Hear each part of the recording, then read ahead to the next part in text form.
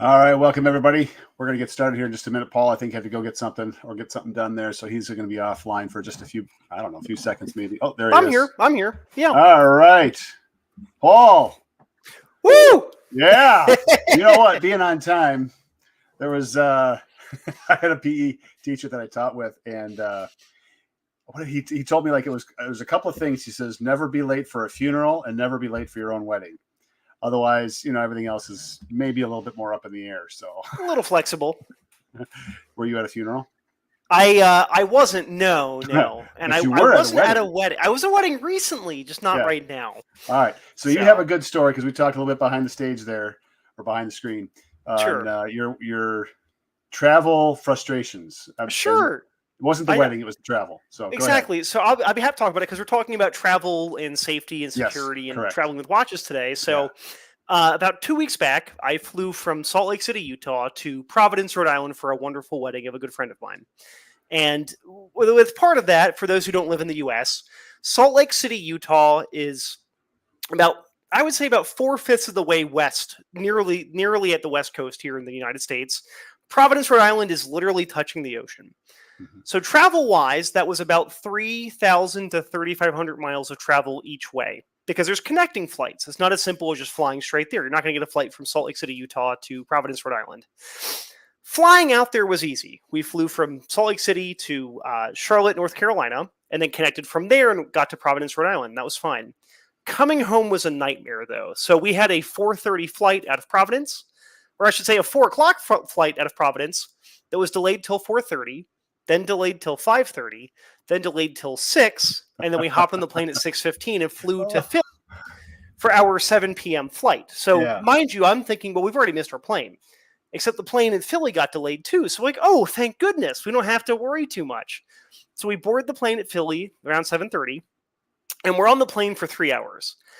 I watched the entirety of the film The Hurt Locker on the airplane, the Catherine Bigelow film. So for those who have seen it, it's a 2.5 hour long film, and I watched all of it while on the airplane. And then we're told that due to the lack of concessions for the flight and catering for the flight, they will be deplaning us until they can get those things there. Does that mean that they were out of Biscoff cookies for the flight? Maybe. Oh, I don't know. So good. They are very good. So good. But so they take us off the plane at about 10 o'clock at night.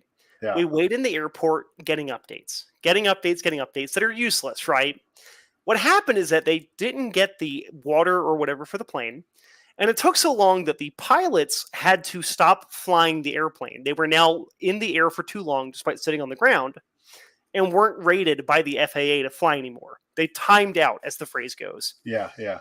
So our 7 o'clock flight turned into we're leaving at 6:30 the following morning flight. So we had about 14 hours of delays.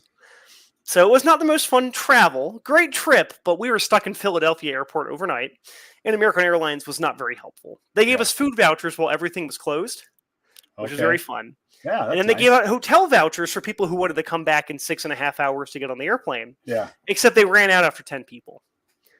So my girlfriend and I got to be unhappy at the Philadelphia International Airport all night. Man. That is on the verge of one of the great travel delays I've heard. It's funny because that's the second time I've had a 12-hour delay at the Philadelphia International Airport in my entire life. 12 hours. Yeah. I had one when I was 16, and now at the age of 29, I've had my second one there. Brotherly Love. Isn't that called City of Brotherly Love? Yes, it is. That's where Philadelphia is the city of brotherly love. If you hear people say guy there, they're not misgendering you. Everyone's guys up there. So, hey, you guys, But, yeah, they gave us all free booze on the second flight, which is funny because it was a flight full of Utahns, so I'm sure half of them were Mormons that didn't drink. Yeah. But they offered us free booze for the second part of the flight. To which I accepted some, and then I watched a good movie, and then I watched a couple episodes of Band of Brothers. We were back in Salt Lake City. Band of Brothers. What a great series. That is one of my favorite HBO series. Mm-hmm. That and Generation Kill are my top two. Okay, haven't seen that one yet. Generation Kill. So it's funny. This is a little plug. I'll drop a link into the channel or into the comments after we're done. Generation Kill is a book written by a Rolling Stone writer in 2004 about him being embedded with the first Force Recon Marines during the invasion of Iraq. Okay. And it's a 7-part HBO miniseries about his experience with them. But he's very honest. There's not a lot of embellishment. And you think, you always hear war stories and it's about being stuck in the trenches and this and that. But this is the modern era. This is guys complaining about not being able to play Doom or being able to play Grand Theft Auto or not having good food or not having enough, magazines with women with their boobs hanging out, right? It's like that kind of stuff. It's not, there's not a whole lot of like, I'm so worried about getting shot. It's, man, I wish I could eat some Chef Boyardee right now. There's a lot of it. So it's a good miniseries. You've seen a lot of actors in there that you've seen. It was made by the people who did The Wire. So it's great. Okay. But Band of Brothers is fantastic. Yeah. If people out there who have watched this later, like Band of Brothers is a must-see. Great. What is that? Too. The 82nd Airborne? It's the 501st Airborne, I believe. 501st? Okay. Yeah. And they go from, was it Bastogne all the way to... So in the show, it's Operation Overlord and Operation Neptune. So I'm forgetting the actual names of the operations, but it's them doing the D-Day invasion and then Market Garden, so invading Holland, and then it leads into the Battle of the Bulge, and then it leads into getting into Germany later on in the war. Yeah. So it's a show that was made by Tom Hanks and Steven Spielberg, and it's fantastic. Yeah. One quick thing, personal story, because this is just that generation is passing on, and we're not going to see them shortly at all. And so when I was in college the second time, this was in the mid 90s, and I decided to go drive school buses. And so long story short, I ended up getting trained in by a guy who was a World War II vet. And he was in Patton's army. Patton's was it First Army, I think it was. And they were doing the blitz into Germany. They were just going through everybody. I mean, it was pretty amazing what they were able to accomplish. But I asked him the question. I said, okay, just a curiosity, because, obviously he's lived it. I'm just hearing about it. But I was like, okay, so concentration camps, did you ever come across any? He said, yeah, we smelled them 2 days before we got there. Mm-hmm. Yeah. And and he starts telling me, I don't want to say it on here, but he starts telling me what's going on. And I'm just, what these guys went through is unbelievable. And yet how they handle themselves post, engagement with those battles, war, whatever, is so very different than what the culture is today around it, and not to say that everybody's, self-aggrandizing and all that, but there's so much more of that now than there was with World War II guys. And it just in general, I'm sure there's World War II guys that were embellishing and whatever, but it just really, I don't know. I have such a profound respect for those guys that were just toe to toe with some of the most evil stuff in the world with not a lot of resources, relatively speaking, as far as like technology and stuff. Like, and logistics, especially early logistics back then was so. I mean, obviously the U.S. had very good logistics, but it was like there's no guarantee of supply in a lot of places. Yeah. One book I recommend, another one that I wrote a review for our website, nearly 2 years ago now, Eugene Sledge, who, if you've ever watched The Pacific, he's one of the guys who's shown in The Pacific, that series. Okay. Yeah. He wrote a book called With the Old Breed. Yeah. And it's about his experiences at Peleliu and then Okinawa towards the latter half of World War II in the Pacific Theater. And he's someone that he wrote those books in the 70s because his wife is like, you've got really serious trauma from this. Please write a book. Yeah. So he does not embellish anything. He literally, against orders at the time, he had a pocket Bible and he was scribbling in the blank pages. Like the second half of it was all blank on purpose. So he could scribble in there and write down what he was feeling. And that's a book where there's no embellishment. It's him talking about being scared and about the things you don't think about, like the smell of a battlefield, where it's not just, rotting food, feces, that kind of stuff, things that you don't think about when you see modern accounts of stuff. Yeah. And it's fascinating that now there's more knowledge about what happened, but like the idea of concentration camps, that wasn't a thing that U.S. soldiers knew about until they found them. Yeah. Right? We're now in the era of modern technology. If something negative happens, or something horrible happens somewhere in the Middle East, you'll know immediately.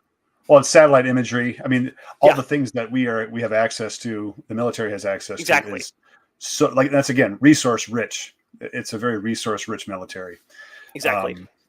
So anyway, all right. So we that intro that went way too long. All right, everyday carry. Let's go to our everyday carry. Mm-hmm. This is we're starting with watches. Now we didn't have anybody else this was such short notice. I was like, hey, Paul, I've got like a couple of days today and tomorrow. And then I don't know about you. What's the projected heat for you guys? It's been pretty hot lately. It's also like been Tuesday, swinging. Wednesday, Thursday coming up this week? I'd have to look, but I wouldn't be surprised if we were triple digits or higher. What it's been doing is in the morning, it's 65 to 70 until about 10 o'clock in the morning. And then it's about 100 to 110 is what it's been lately up here in northern Utah. 110? Mm-hmm. Yeah, we've had a couple of days where I hop in the truck, and even after the thermometer settles a bit, it's still 105, 106. Wow. Okay. Yeah, so but it's dry heat. I know people joke about it, but truthfully, dry heat. Like as someone who grew up on the East Coast, 100 degrees on the East Coast is like get naked, hop in a pool. 100 degrees in Utah is like, I guess I'll pull my sweatshirt off. Oh man. Yeah. No, that's very true on the humidity side. But here, like Southwest Montana, we just haven't gotten that heat. I think we're going to start hitting 90s tomorrow.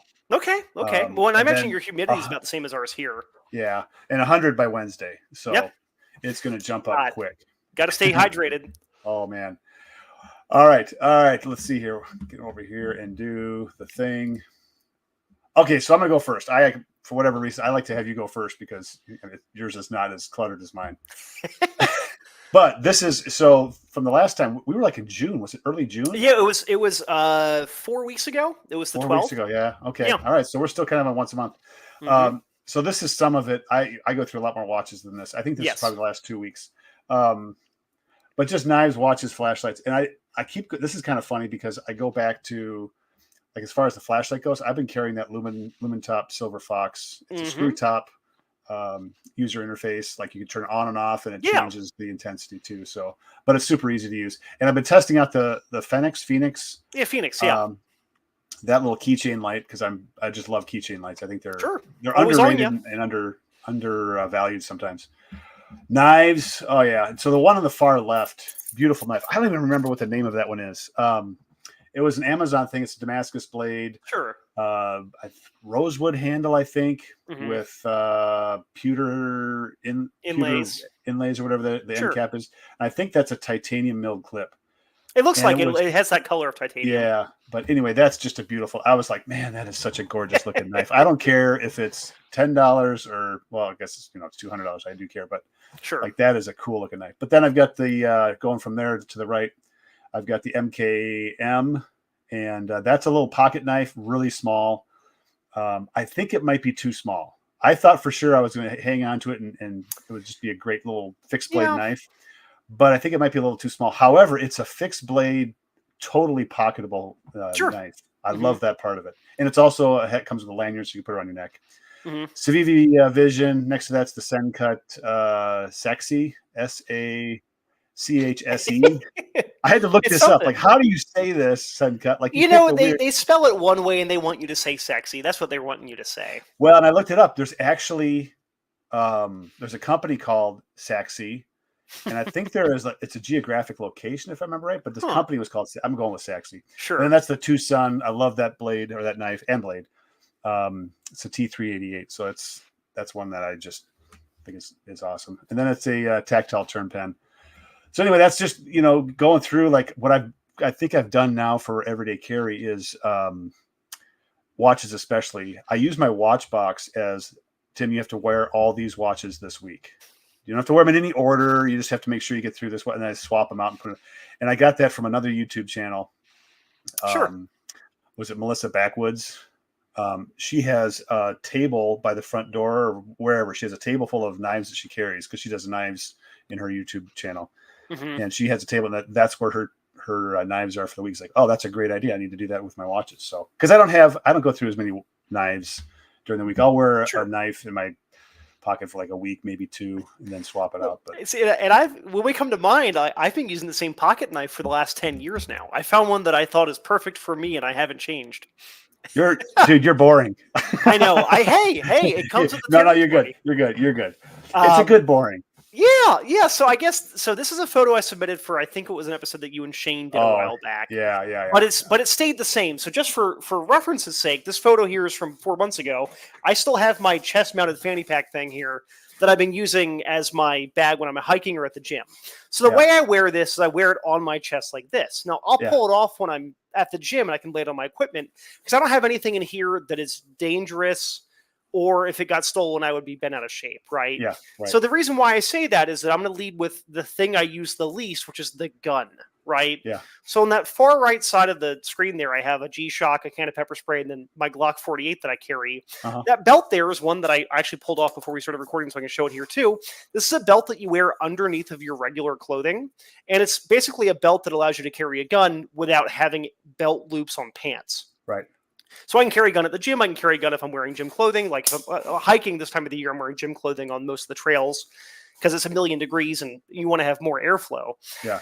So I have that there as leading off, and that Glock 48 is one of 3 guns I found myself carrying a fair bit, and we've got more of that slides to come. I carry a spare magazine in the fanny pack.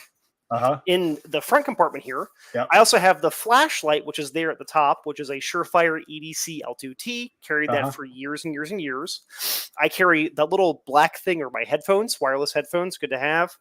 And then I've got car keys, a spare valet key that has no electronics, so if I get rained on or fall into something, I still have a functioning second car key. Because sometimes they get weird with the RFID chips and whatnot in the actual key fob. I have my Swiss Army knife. I think that's the Woodsman. It's one that I've had for a long time. Awesome knife. Awesome. It's simple. It has everything you need, nothing you don't, right? Aside from maybe the corkscrew, but I like the corkscrew. I've used it. I've used the corkscrew twice in the last month. Really? What for? Okay, tell me what. For wine. Oh, okay, all right. For the intended purpose. That is, when you're out lost and you've got that bottle of wine in your back pocket. That Chardonnay in your pocket and you want to drink it. You might as well. I have Carmex, which is my preferred chapstick. It's important out here where it's dry. Yeah. A Fisher Space pen with my name on it as my writing utensil. My through-pack wallet, just a very thin Nidema wallet. That orange-red thing is actually my old, it's Field Notes Expedition, so it's waterproof paper that pairs with the pen. And then I have a tourniquet there as a medical device that stays inside the fanny pack. And then the knife is a Spyderco Military, which is one of their oldest designs. It's one that I bought when I got into my second year of college in 2014. I bought it for $140 on Amazon, and now they sell for close to $300 anywhere else. Right. And it's S30V blade. G10 handles, titanium liner lock insert, tip down carry only, which is not great, but you know what? I've used it for so long it works. Yeah. And it's made in Golden, Colorado, so it's US made and US source materials. So good old Colorado. Back when they used to do outdoor stuff a lot. I know. Now it's not banning different hunting. I don't know. I'm not gonna get into that. Generally speaking, for my own EDC, the thing that changes is the wristwatch, and then the gun will change depending on what I do. And when I say to that, we'll get to it in a second here. Yeah. So that's in the waistband, right? Yeah, so it's inside the waistband, but keep in mind that there is no outer loops on my gym shorts. If I'm wearing gym shorts, it's drawstring gym shorts, right? Yeah. It's hard to see it, but drawstring gym shorts. Gotcha. Sorry, chat. Okay. So just to be clear for people watching this, you have the loopless belt on. Yeah, I don't have it on right now, but it's literally a belt that's impregnated with rubber. That's what these gray strips are here. Right. And when you wear it, it basically it helps to grab against your undershirt or whatever layer you have beneath. Some people wear those compression pieces that you wear on your torso, and you wear this, and your belt just goes, or your gun goes onto it with the regular clip that you can see in the photo there, right on here, and you just wear it like you've got a belt beneath your pants. Right. So I use this for carrying at the gym. If I'm wearing my suit, I can carry in my suit with this without having to use the belt loops. So you can actually have a gun beneath layers of clothing that makes it much more concealed. Yeah. So just so people understand, you're wearing your shorts over that belt and gun. Yeah. So the way it works, if I had to make a diagram, I'm wearing underwear and an undershirt, right? Those are, different layers, but the same layer.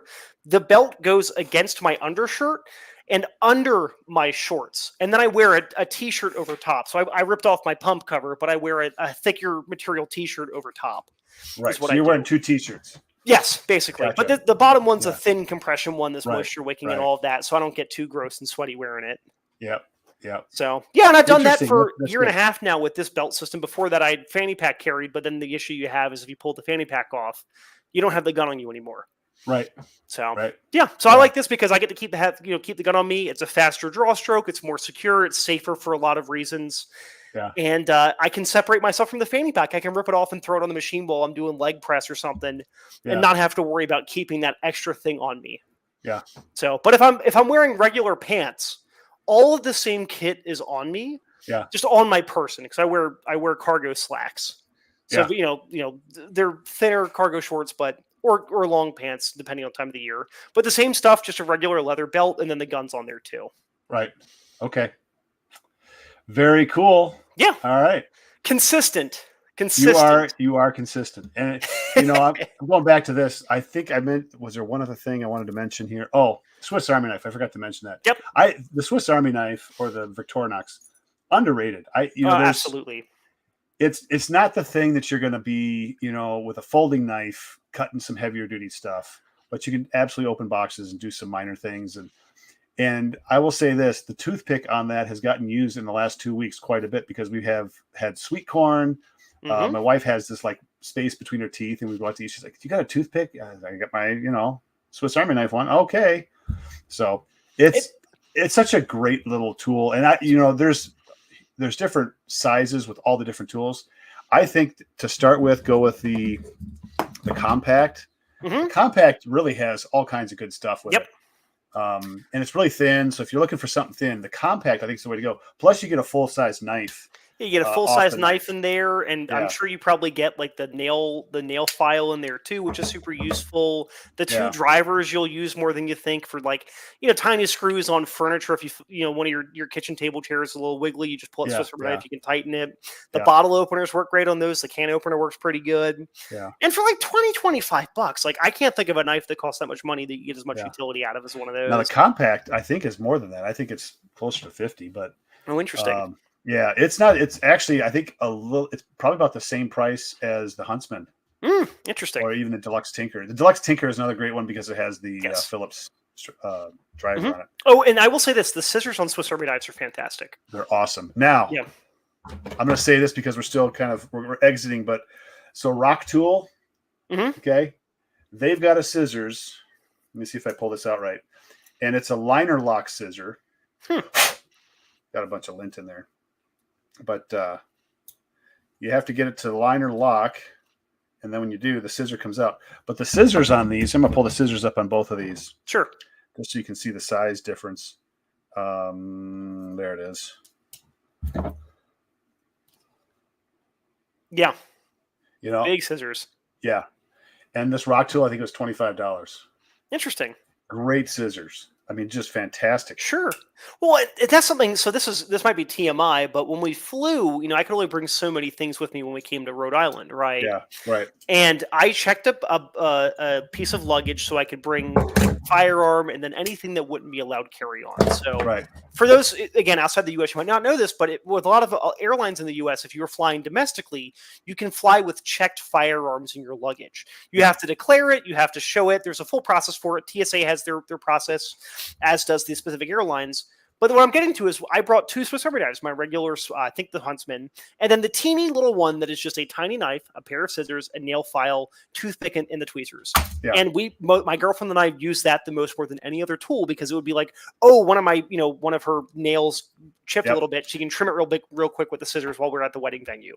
Yeah. Or, you think of all the instances where you'd use scissors or tweezers or a toothpick or a tiny knife, right? Having it there is cheap insurance. This is the way I look at it. Yep. Great tools. Underrated, underappreciated, I think, because of all the other stuff that comes out there. But there's some other companies, like I was just showing that Rock Tool, like there's some other companies that are picking up their game, and I think they're doing a great job. So, all right, let's get on to watches. Travel. Let's go here to watches. Sure. So I'll just kind of give the lead in just so you have a chance to kind of collect your thoughts a little bit. So the idea behind this topic today is when you're leaving, and I want to say this way because I think this makes more sense, but when you're leaving home base, so not just your house, but when you're leaving home base, let's say you're traveling to a relative's place or you're traveling and you're staying at a hotel for a few days, that becomes your home base. Okay. That's what I'm intending to use that phrase for. So when you're leaving, what watches, first of all, do you like to wear when you're away from home? Kind of describe that a little bit, and then we'll start moving into kind of the security piece because we're going to get into that with hotel stays. Like, what do you do with watches at a hotel? Sure. And that kind of thing. So what kind of watches do you like to wear when you're traveling? So this leads into the security in a sense, because the first thing I always tell people is the most important tool you have is the one lodged in between your ears, right? Mm-hmm. So when it comes to the watches, if I'm going to go somewhere that might be sketchy, do you think I'm going to wear a $4,000 Omega on my arm? Probably not. not that criminals would say, that guy's got an expensive watch, we're going to go take it. But if you were to have something happen, you don't want to have all the really valuable stuff that you own that's that tiny and easy to take on your person, right? Yeah. So the trip I did 2 weeks ago was not to a high risk area. So I actually wore one of my Omegas here, my Planet Ocean, and then I brought a second watch, which was my Seamaster Professional 300, as my dress watch for the wedding that I attended. Yeah. So yeah, no, for me, it really depends on where I'm going. If I am driving and I have more space in my vehicle, I know it sounds weird to say space for watches because they're not very big, but if I am driving, I can kind of have more stuff with me. I would usually bring 2 or 3 watches because I'm usually traveling for an event. Usually it's a wedding or a funeral, and I can have my dressy watch to wear at the event. I can have the watch I wear everywhere else. And then I'm weird. I like to wear a digital watch at night when I go to sleep. So if I wake up middle of the night, I can just press the backlight and see the time. Is the thing there. Or if I'm staying at a hotel, I can go to the gym there at the hotel and have my fitness or, more beater watch on, right? So generally 2 watches, sometimes 3 if I have the availability. Okay. So for me, like you're saying, it depends on how I'm traveling. If I'm going by plane, it is just maybe 5-ish watches, sometimes 10. It depends on like how much I really care. 5 to 10. Oh my yeah. Goodness. Well, how long am I going to be there? That kind of thing. Sure. Well, this is you and I are a little different in that you have, how many watches would you say? I own 8 watches. Yeah. I own a few more. Okay, just a few more. Honey, I'm sorry. I own a few more. Okay? But so that's why, because I want to wear a few. Now, sure. The real issue isn't really how many I bring. Maybe that's part of it, but the real issue is, like you're saying, is the value of the watches. What am I going to do with what am I going to do when I'm there? What kind of watches am I bringing? So most of the time when I'm traveling like that, I bring maybe 4 or 5. I bring like 1 watch roll of watches, and I'll have one on my wrist, that kind of thing. But as far as the watches that I tend to bring a dressier watch. I tend to bring a dive watch. Just some like really cool, like just a different watch, something that's just totally different. And for me, and it's all in my head. I don't care what other people think too much about whether or not they think it's different or not. Sure. For me, I think it's pretty different. You wear watches for yourself, not for anyone else. Yeah, most of the time. And I think that one of the things, and I did a video on this just recently. I think this one, I don't remember. It was like last week. When it comes to travel, three things that your watches can do to help you get out of a situation. Great video. Now, thank you. I have the data bank. I'm telling you, man, like I wear this and I've got all the phone numbers in here. I think I've got 16 phone numbers in here. 11. I was close. I have 11 phone numbers in here, and it's really reassuring to know that if I lose something, first of all, no one's going to steal this. I don't think they're going to steal this. Yeah. You'd have to be like Marty McFly's cousin to want to steal this. And I don't think there's that out there. So that means I'm going to end up keeping those numbers, and I just need to get to a phone. And there's all kinds of places to access a phone. So that's kind of my thing. It's like when I'm actually traveling, I'm wearing this data bank. I'm not wearing other watches. And that's twofold. I'm not a big target for anything. Sure. People are going to make fun of me. And then I've got the information that I need so that when the power grid goes down, I'll be laughing, because the telephones usually still work when the power goes down. Yeah. So interesting. But that's kind of, it's pretty general. Now, as far as like, how do I travel? You put this on. Let's see here. I have some photos of what I've used for travel in the past year for taking watches. So that's just a photo of the watches I've been wearing here. Yeah. So this one here is a 4-piece leather carrying case. This. I've actually got it somewhere around here. I've got it around here somewhere. Here it is. This is not one that I flew with because I only brought 2 watches, so I used a smaller case. But it's really simple. These are like $25 on Amazon. Yep. And it's funny because I found this because someone who does Bond content saw that Daniel Craig bought like 3 of these for an interview he did with GQ or something. So he just bought these off Amazon and used it. But it's nice leather. And if it's 4 watches, and it's real simple. Like, this is what I'd probably bring if I was driving, because it's not as secure as a singular watch case, right? But it's good quality leather. It won't scratch up the watches. I can cover it, not cover it, but give it a treating with mink oil to keep it nice and conditioned for a long time. And I think these are made in Mexico, but they give you a card that shows that it's at a facility where the people, good money and whatnot. And they aren't cheap, but they aren't super expensive either. Yeah, right. So, simple. And it smells nice. Yeah, I think the watch roll is the way to go. What do you think of those hard case rolls, where it's like, I get it. It keeps your watches safer. It's just they take up more space in whatever you're traveling with. Yeah. If I'm flying, how am I going to fit that in any of my stuff? Exactly. When I traveled last month, this is the next slide I've got. We've got on the PowerPoint here, but it's just a simple single watch carrier. Yeah. So I flew with my Planet Ocean on the wrist, and then I have my Seamaster Professional in this for the entirety of the trip, aside from the day I wore it. Uh-huh. So real simple. And people will say, well, where did it go? On my person. I kept it on me. The only times it wasn't on me was in my everyday carry backpack that I use as my personal item on the airplane. Yeah. It was in that when we were taking off and landing. Yeah. And it was in there during the wedding and when we were out running errands. We had access to a rental car that had a good secure lockbox in the trunk. Yep. So I tossed this in there. It sounds weird, but a lot of rental cars will give you a lockbox in either the trunk or the front if you have an electric car. Interesting. So, and we had a Tesla for our trip. We rented a Tesla.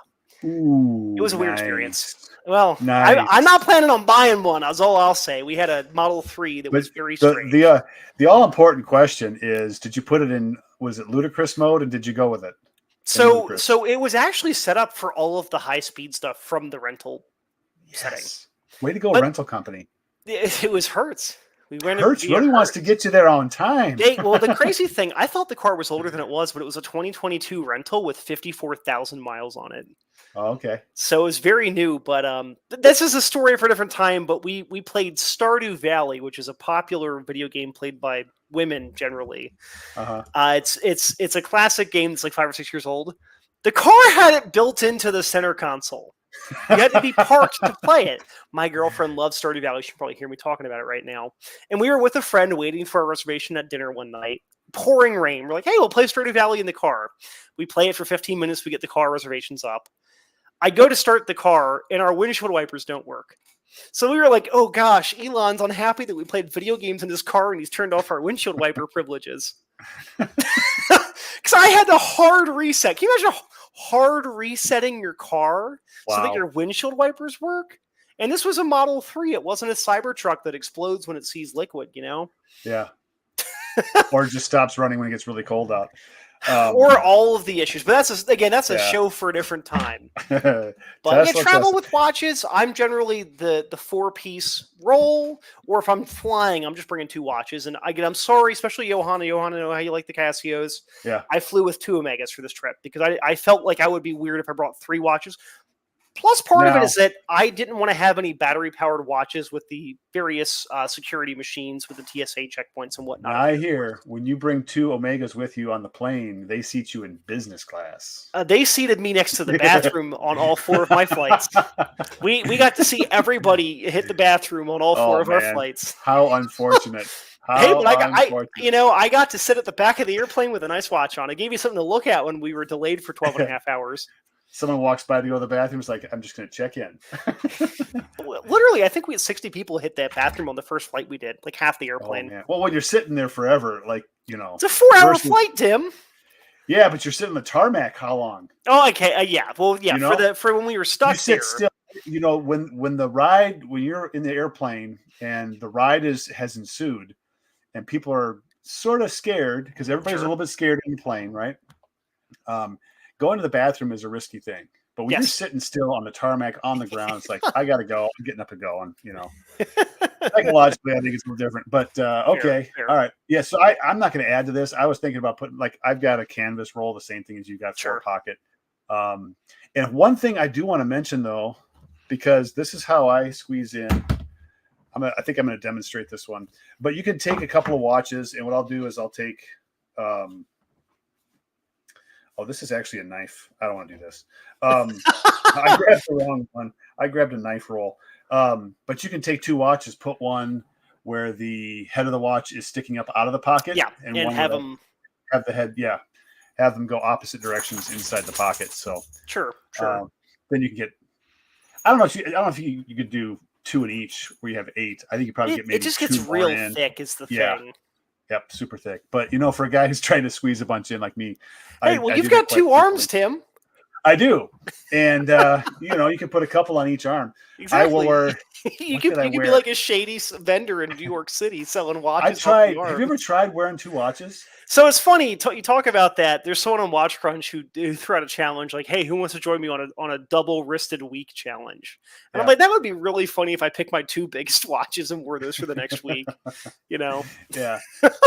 I tried. Is your dominant wrist bigger than your non-dominant wrist? It's a funny story. I am right-handed, so the wrist and forearm is a little bit bigger, but more so, I broke this wrist when I was 6 years old. I got knocked off a slide at recess and fell like 15 feet and landed on the wooden cropping where they would keep the mulch in around a slide. Yeah. So as such, this wrist, the bone here actually grew at a slightly different angle. Yeah. So my left arm, the wrist is more squared off. Okay. So I don't do the double wristed because I would feel a little weird, but also like this is more natural wearing. My watches just feel like they don't fit correctly between wrists. Okay, so you can't swap them back and forth.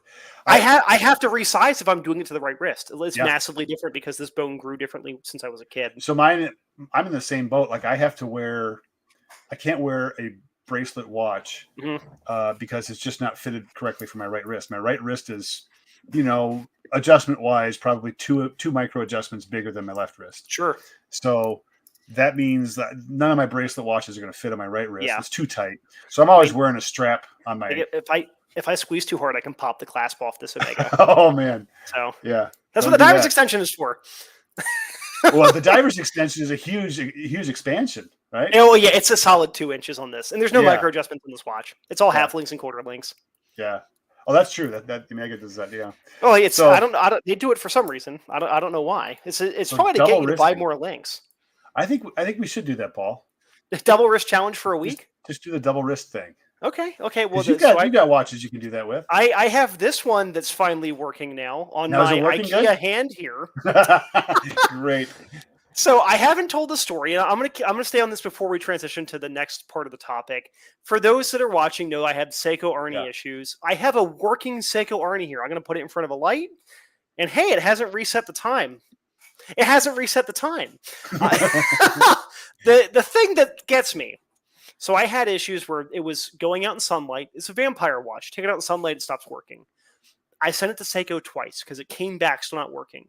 Their solution to fix this was to give me a new watch. Well, Yeah, but the thing that gets me is this watch is 2.5 years old. This is not a new 2024 production watch. Uh-huh. The serial number dates back to early 2022. So did you get that used? No. Seiko sent this to me. Oh, that one is 2 years old? This one's 2.5 years old. The serial number on the case back. Oh, gotcha. So for those who aren't watching, or those who are watching but aren't familiar, Seiko does a serial number on the case back right about here. You can't see it on the video because it's laser edge, so it's really hard to see even with a camera. But they're up to about 410,000 for the Artie series, whether it's the black or the Pepsi or whatever color. Right. Because it's sequential. This one, the one I had before, was 393,000. Which put it at about end of last year, beginning of this year. This one is 210,000 is the serial number. So it's 200,000 units newer than my old one.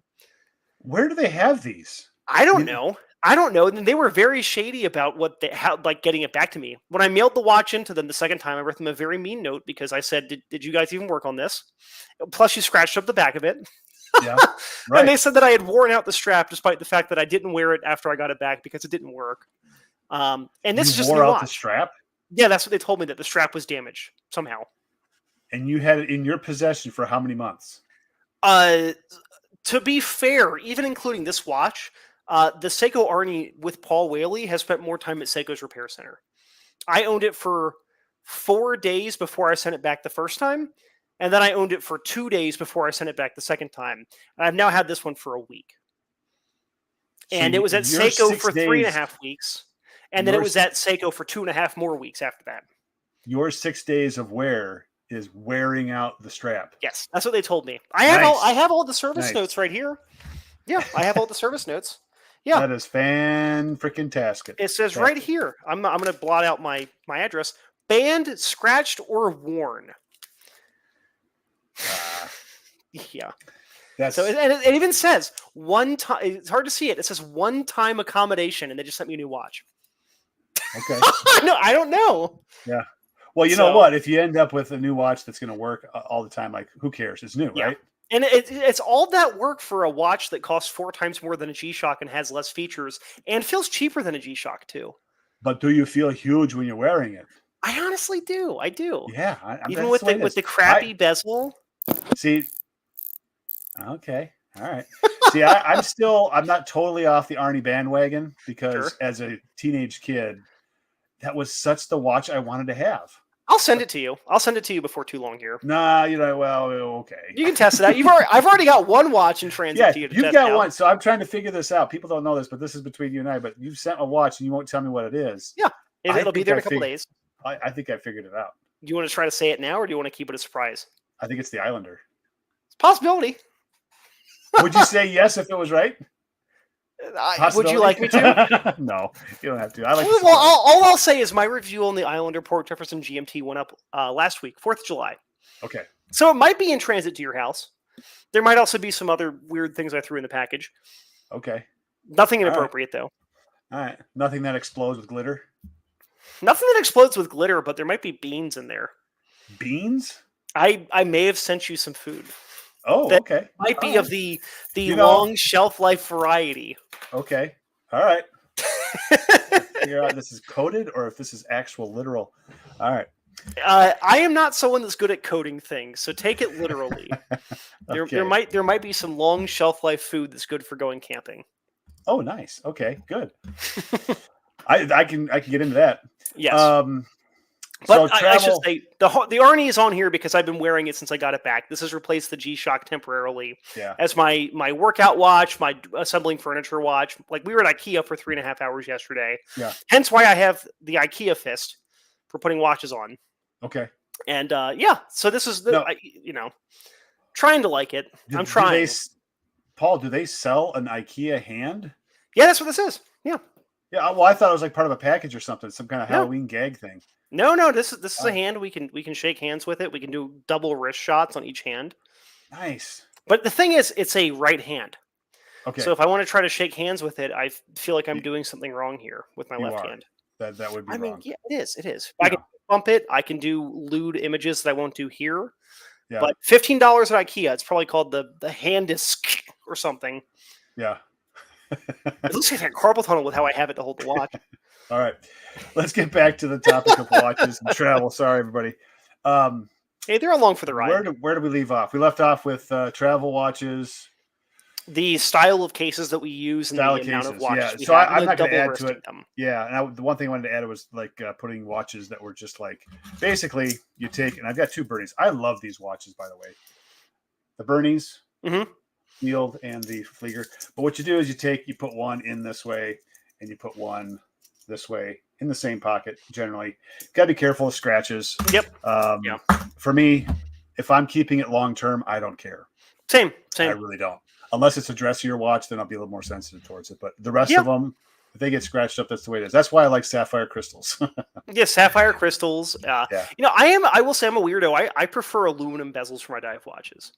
Aluminum, okay. I think it looks cooler. It's actually stronger than ceramic when it comes to dings and dents and bashes. Yeah, right. It will scratch up, but it's not going to break. It's not going to crack, yeah. Mm-hmm. So it's kind of like the sapphire on that sea quartz that you reviewed and I've still got. Yeah. This is cool, and it's more scratch resistant, but it's easier to break it. Yeah. So they shatter rather than chip. Yeah, that's why it's funny. My nice Omegas all have aluminum bezels, and I'm totally fine with it. Yeah, that is cool. All right, so now traveling wise, we kind of have a general idea. Like you could put. Oh, I wanted to mention one more thing. So if I'm going by car, I'm just going to hold this up because this is. Oh my goodness! Case. This is my laptop. No, this is for my knives, and this is just more for organization. But if I want to bring the whole set, you can go to something like this. Okay? Sure. And it's got different. You got a whole nother level here, level there, and then I got all the fixed blades in the bottom. But those are really, really cool when it comes to travel.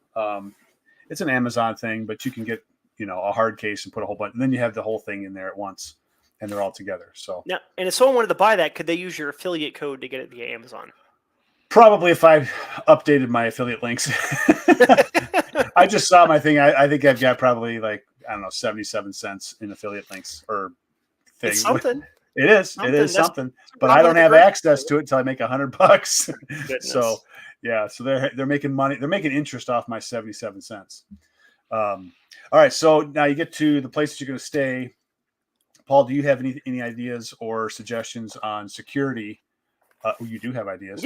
On security for your watches and probably other valuables. Yeah, so this goes into just general security and safety when you're traveling. So I referenced it earlier, but the most important tool you can ever bring with you is attached to you. It's in between your ears, your brain, right? Let's say you're traveling somewhere. Maybe don't book at the sketchiest, cheapest motel you can find, right? That's the first step, right? Sure, you can have theft at a higher end place, but if you go somewhere where you knew it's going to be a little bit worse, there's the old adage, don't do stupid things at stupid places at stupid times. Mm-hmm. And pre-planning is the best tool you've got there. So making sure that you're ending up somewhere that's relatively safe is a big thing there. When it comes to actually in a hotel room, a lot of them come with safes, right? That you can get access to and use for storing your valuables. Yeah. My only caution to that is that you don't know who has the combination or spare keys to that, right? If you are able to travel by car and want to bring your own lockbox that you can stash somewhere and lock, sure. Alternatively, like what I did when I traveled with 2 watches, I just kept watch number 2 on my person or near me as part of it, whether it was in my EDC backpack, locked in the trunk in a safe box, keeping your valuables somewhere where it's going to be harder to steal. And at the end of the day, even a nice lockbox is not a guarantee that something won't get stolen. It is just a barrier that takes time to get into, right? Yeah. Hiding things and then securing them in those hidden spots are 2 big parts, but they just are barriers of time, right? Yep. So yeah, I'm with you. And this is a clamshell that I just purchased. I really like this one for a couple of reasons. One, it's easy. They have multiple ways to access the safe. It's a portable safe, and the safe, like you said, is not impenetrable. It just adds time to acquire whatever's inside there. Or in this case, if they can get this thing and put it on their arm and walk off with it, they go somewhere else and open it up. Yeah. So that's something to keep in mind too, if you're bringing your own safe. At the same time, this one has a battery built into it. And so it has a light. It has, you can charge other things on it. Sure. So if I want to charge up a phone or something, I can plug in a USB cord in there and I can charge up the phone. Yeah. So it's got some other things to it, and it's just the visual. People look at that and say, "Oh, that's a safe. I don't want to bother with it."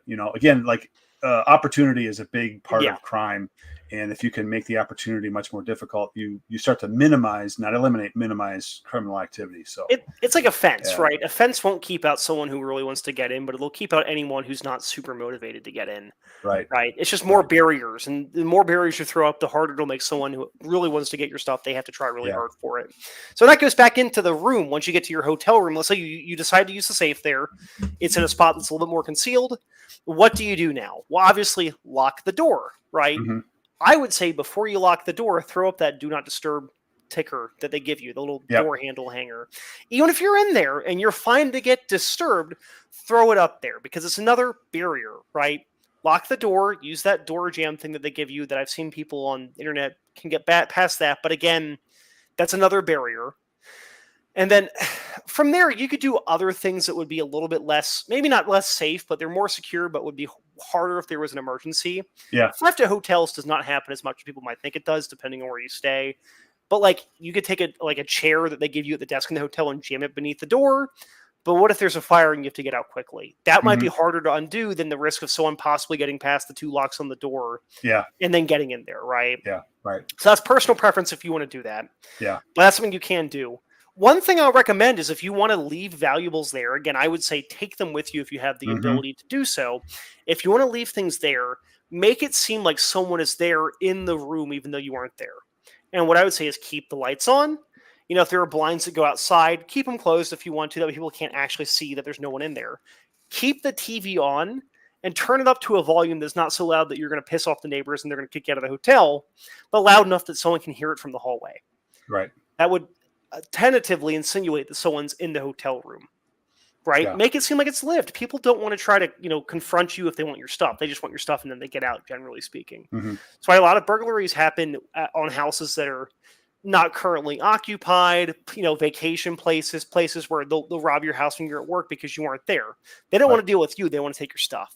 Right. right? So it goes back into that, is make the room seem like it's lived in, even if you aren't there. Mm-hmm. So yeah, 100% on all that. I think that's, people have to start looking at what security, not as just one thing. Like you put your stuff in a safe and you're good. It's like you say, it starts at the door. Yep.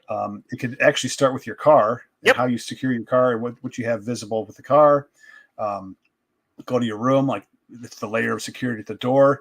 I like to put something that they're going to bang into in the door. Make some noise. Because that makes noise. It'll wake me up. It'll be unsettling for them as well.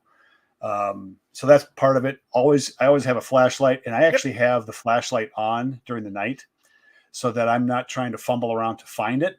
So I have it on. Flashlights have moonlight mode or, ultra low mode or whatever you want to call it. But I have that, shining at the door. Mm-hmm. So it does a couple of things. It gives me light down the hallway for the bathroom because I may have to use the bathroom. And again, you can make those hotel bedrooms really dark. Yes. And so having that flashlight shining down the hall at the door does two things. Helps me with the bathroom. But when they open the door, they're going to see a light. Yep.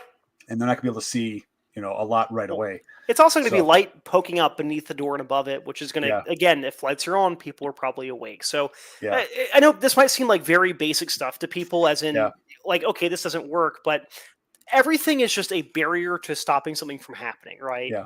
I'm not saying one of these is the end all be all. They're all part of a system for security at a hotel, especially. Of course, at your house, you can do different things, but when you're traveling, you're at an place you're not familiar with, hotels especially, where the layouts are different. Yeah. Doing all of these things, again, you don't have to do all of them, but looking at them and go, oh, that's a good idea. I'll keep the TV on when I'm out, and then maybe, the maid won't go in there if there's not a do not disturb, and that's one less person who's around your objects when you aren't there, right? Exactly. I always have it up. I don't want anybody in my hotel room until I'm out. Yep. And if I have to have the room, torn down and reset, I'll put my stuff in the car, lock it up in the car. Yep. Come back. If it's like a week long, I want the room cleaned. It's been 3 days or whatever. Yep. So, but I think that one other thing with firearms too is to double check wherever you're staying, what the rules are in firearms. But generally speaking, that's your home, and you treat it as if it's your home. So the restrictions around transporting and things like that are not in play because you're not transporting. You're in a hotel room. It is your abode. So there's a different set of rules around that. But we are not lawyers, so check the legal stuff. Yeah, check the legal stuff for sure. But just from a search and seizure perspective, like there's generally you have to have a warrant to go in there. So because it's considered a living space. All right.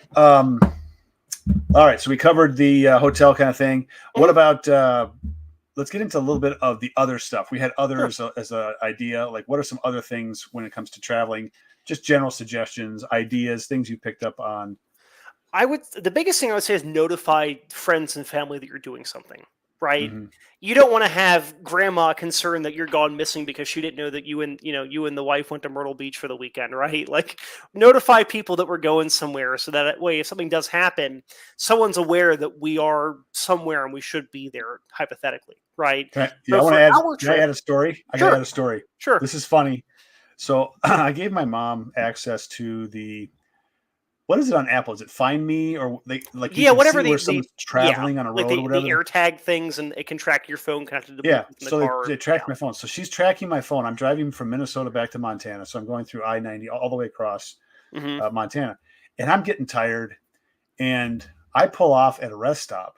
Now the rest stop is significantly off the interstate, and I pull off, and I'm so tired. I put my head back, and I just fall asleep like within minutes of, pulling off the road at the rest stop.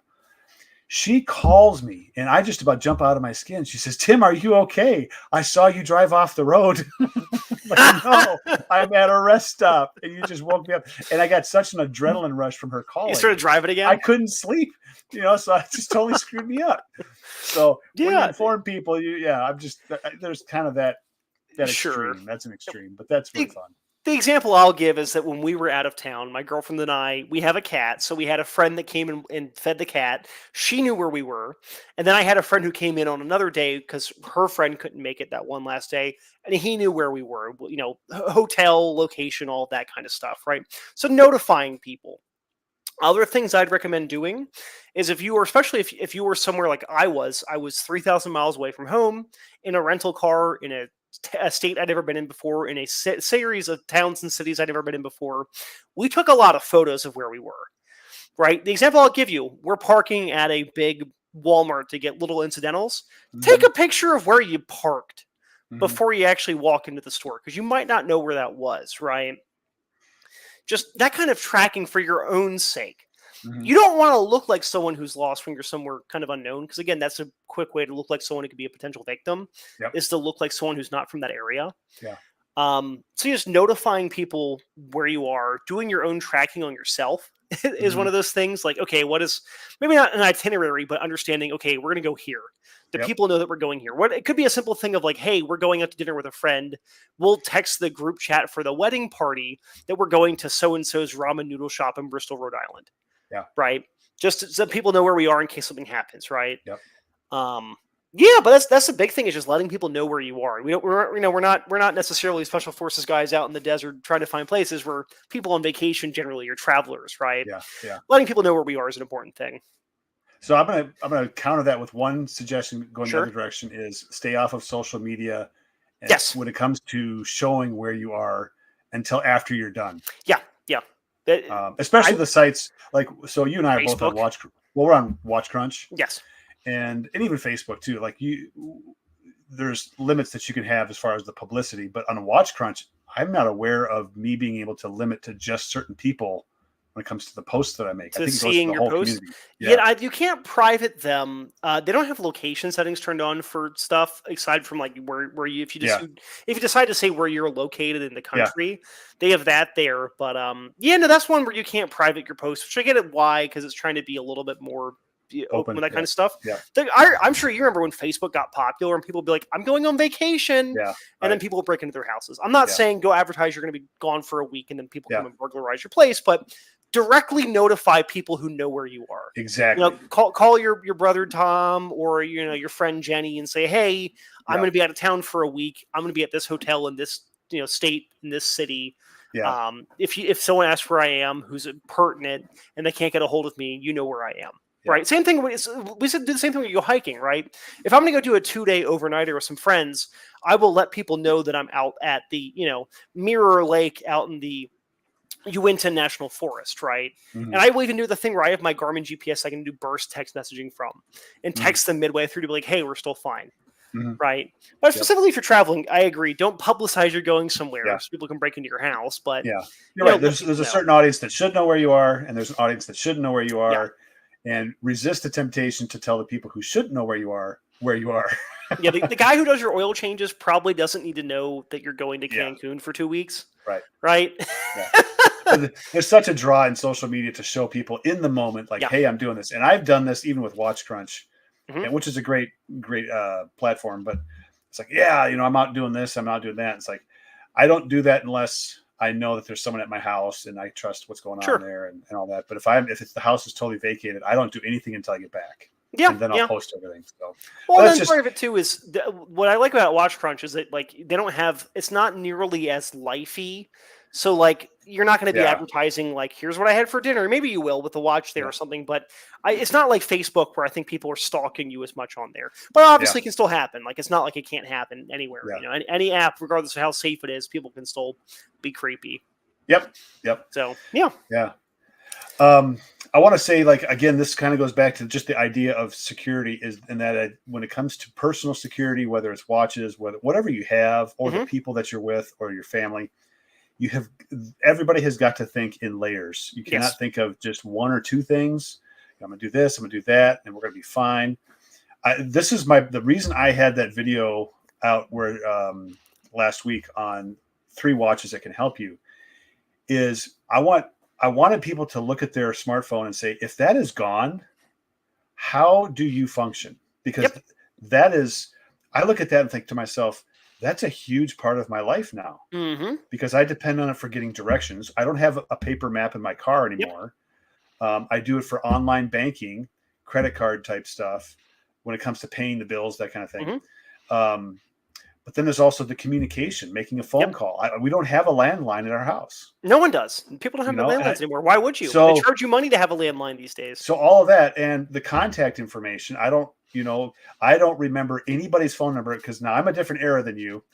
And when I was I a had kid, to remember phone numbers when I was younger. Oh, come on, Paul. I had to. My mom's, my house's, my dad's, my friends, my we had to remember grandfather's phone everybody, number. or you had it in a book. Sure. You'd carry a little book. That's what they used to call it, the black book. Yep. But anyway, like the contact information, it's like, I don't know who's calling me until I look, oh, that's so-and-so. They're going to call me. I don't have to think about their phone number.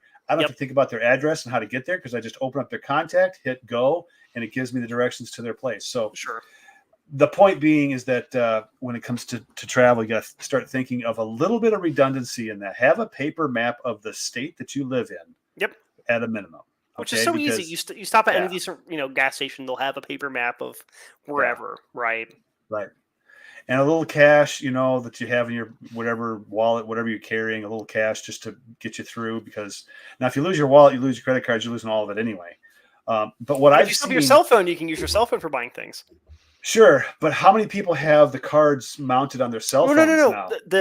A lot of places will allow you to do like the Apple Pay or the Google Pay for stuff. I'm not saying that that's a thing that we should be relying upon necessarily, but it is a thing where, like, my girlfriend forgot her card one day and she used her phone for buying groceries, which is kind of crazy to me that you can do that, but also like not too surprising, right? Yeah, but that's not too far away from people who put cards right inside a sleeve on their phone case. Mm-hmm. My wife does that. I'm like, I don't want to do that because I don't want to lose everything with the phone. Plus, it makes the phone thicker, and our pants already have enough knives and flashlights and guns and watches in them anyway. So, one thing I'll say, I don't have it right on my person, but as a backup thing that I think people should look at, especially if you're traveling, there are little wallets that can attach to your shoelaces. They go beneath. Oh, yeah, I've seen those. I actually have one. It's not on my shoe right now, but I have it for when I was doing some more cardio. Yeah. It goes either on top of, or you can weave it underneath your shoelaces. Yeah. And it's literally just a little, piece of nylon flap that you throw some cards and some cash in there. Yeah. And that's something that, it's like we always hear stories about, kid kept getting taken for his lunch money, so he put his, money in his shoes or his socks, right? Yeah. It's kind of like the step up from that. Yeah. And that's the way that you can, my mother in the 70s, when she was traveling through South America, she had a dummy wallet. Because she got mugged so many times, she would just give them a fake wallet. They had $20 in there, and they would run away, and she'd still have her ID and her other cash on her, right? That is fantastic. That is awesome. Yeah. And I'm going to go back one more time because this horse is not dead yet. But car breakdown, that kind of thing, even having a watch like this in your car as just a storage for that kind of stuff, like you're out hiking and you lose your wallet, your iPhone, whatever it is. Sure. You go back to your car. At least you have the phone numbers that you can call. If you're traveling, especially out of country, I would definitely have the embassy number with you. Somehow, some way, have the embassy number with you always. Yes. So, because stuff happens in a moment in other countries, and your resources. I think this is part of, like, when it comes down to traveling, it's like, what access to resources do you actually have? And which ones do you actually need? And really sit down and think about that before you go on the trip, because I think it's the Titanic effect, where each little bad decision mounts up into, the Titanic sinking kind of thing. Well, and it's there's the old adage, I believe, I'm sure I'm going to butcher who said it, but I believe it was Benjamin Franklin who said that, a failure to plan is planning to fail. Yeah. Right? Have a plan. Even if it's as simple as, okay, I'm packing the Casio data bank, or I have a physical paper notepad that has phone numbers on there, right? There you go. Yeah. As we get into the modern era, dumb solutions keep working and working and working for this kind of stuff. There's a physical paper notepad that has some information on there. Hey, you know what? Sensitive, but it's phone numbers for, my girlfriend and for so-and-so in case something happens, Yeah. And if it's in ink that doesn't run, like, that's even better than, I think, an electronic device, whether it's a watch or a phone or whatever, because if this gets crushed, everything's gone. Yep. That's why I carry a pen that writes waterproof ink on waterproof paper. Exactly. My wife used to make fun of me with the whole EDC thing a couple of years ago. I was like, I'm going to have this with me. I got this with me. And I've got this in the car, and I've got, power bank, all this stuff. And that was a couple of years ago. And just today, she pulls out her sling pack. She opens it up. And I swear she's got everything in there that I was talking about a couple of years ago. Yeah. Okay. So it does actually work. Like, it's not crazy. Now, you can go crazy with it and have all kinds of stuff that you don't need. Oh, yeah. It's so far out there as far as frequency. It's just not really going to happen. Well, and the example I'll give you is, I'm sure we've both carried full-size Leathermans in the past. Yeah. And yeah, they're helpful, but then you've got a thing that weighs more than your pocket knife, your watch, your flashlight, your cell phone combined on your hip that you're using maybe once in a while, and you're using the tools that could have been used out of your Swiss Army knife instead. Right. So my Leatherman stays in the EDC bag, and the Swiss Army knife stays on me. Yeah. And there's good places to have those. Like if you have that in your vehicle, it's a great tool for when things are even more serious. I've got the EDC bag here that goes in the back seat behind me in the truck, and it just has everything else in there. That looks like a Carmen Sandiego bag. It is. It's Cotopaxi. It's a Utah brand here. Is it? And it's multicolor all over it. The reason why I picked it is this does not scream dude with a gun. No, it does not. It looks like Carmen Sandiego. Yeah, Carmen Sandiego mixed with someone who's looking for pina coladas and margaritas. That is great camo. I love it. This is another example of, again, like when you're traveling, like what's reasonable? If you're going to be in some high crime area, don't bring the stuff that attracts that. Don't be the lightning rod in a thunderstorm. Exactly. I always see stories on Watch Crunch, people saying, well, how often do people get their watches stolen? Like mugged for your watch. Unless you're like in that one street in London where it keeps happening. If someone's mugging you, they don't care about your watch. They care about everything that you have that's valuable. Yeah. Right. Yeah. You're a target by being the person who's accessible. Yeah. Right. They made a judgment from a distance. Yes. And as they got closer, it's like, yes, let's go get this. And they can't see if you have a Rolex or an Invicta from 50 feet, right? They see, you've got stuff. Yeah, shiny. And this would be a deeper topic, but there's tells you can see people are interested in trying to do something bad. If they're loading weight, if they're looking behind them, if they're doing fiddly things, if they're staring at you or walking directly towards you. Yeah. The number of times I've seen people who get, especially here in Utah, we have a big homeless population. The homeless people are pretty, this sounds terrible. They're pretty good things to learn from when it comes to seeing if people are going to try to come up to you. Yeah. Right. If someone wants to take your stuff, what do they have to do? They have to be in contact distance of you. I can't take your watch from 50 feet away. I have to be touching you to grab your wallet, your watch, your phone, whatever. Right. And again, this goes back into your brain. We can talk about self-defense tools like pepper spray, knives, guns, but none of that matters if your brain isn't functioning. Mm-hmm. Right. Mm-hmm. Introducing a knife or a gun into a situation where you're not using your brain is usually not going to fix the problem. It's just going to exacerbate the issue. Yeah. And put the phone down while you're traveling, walking sidewalks, whatever. Put the phone down. Look at people when you're walking by, because people that are looking down, they just don't have the same visual awareness. Like this is something that's cops. It's like, stop looking at the ground and start looking at people and start reading the situation. Yeah. And if it's not right, it's not right until it is right. Mm-hmm. That's another thing that we teach in security. A coarser way to describe that, as I heard from Chuck Haggard, who's a great OC instructor and shooting instructor, the phrase he taught us was, that shit ain't right. If that doesn't seem right, it ain't right. You can say if it smells fishy, it probably is. If there's smoke, there's fire. Any way to say if something seems not right, it probably isn't right. Trust that feeling that you get right around here that tells you that things aren't going properly. Yeah. Simple as. And when you're traveling, especially, I don't want to try to make people paranoid about traveling. You should try to be a little bit more heightened, especially when you're traveling, because you're usually in somewhere that you're unfamiliar to. When you're traveling around where you live, where each of us lives, we know what's in place and what's out of place. Mm-hmm. When you're traveling somewhere else, everything is kind of out of place. Yes. So you don't have the same reference. Again, that's that whole awareness piece. Mm-hmm.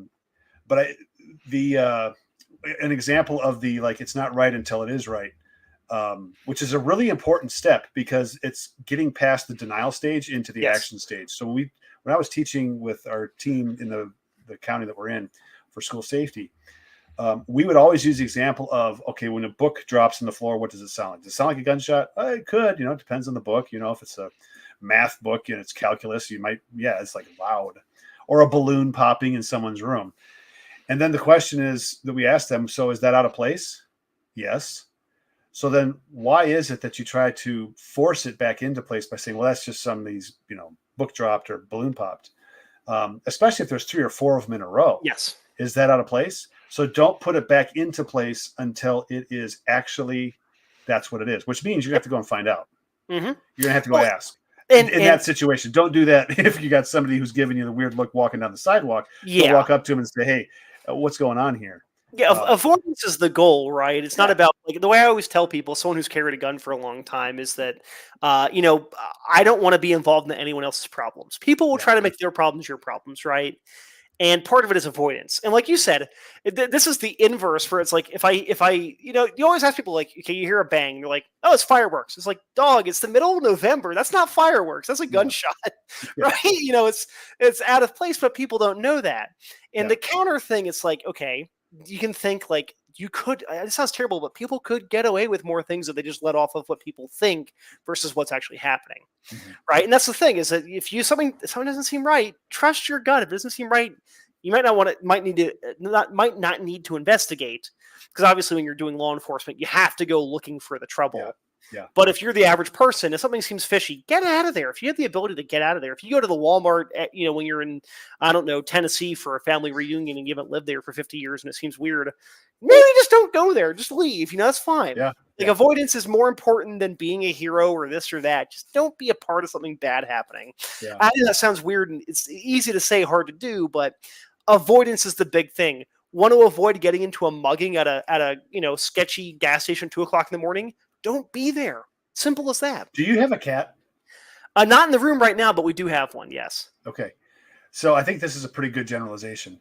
But if you make a loud noise or a sudden move next to a cat, what's their reaction? Oh, they try to investigate. Ours does, at least. Really? Yeah. Yeah, she's crazy. Our cat's like a weird dog.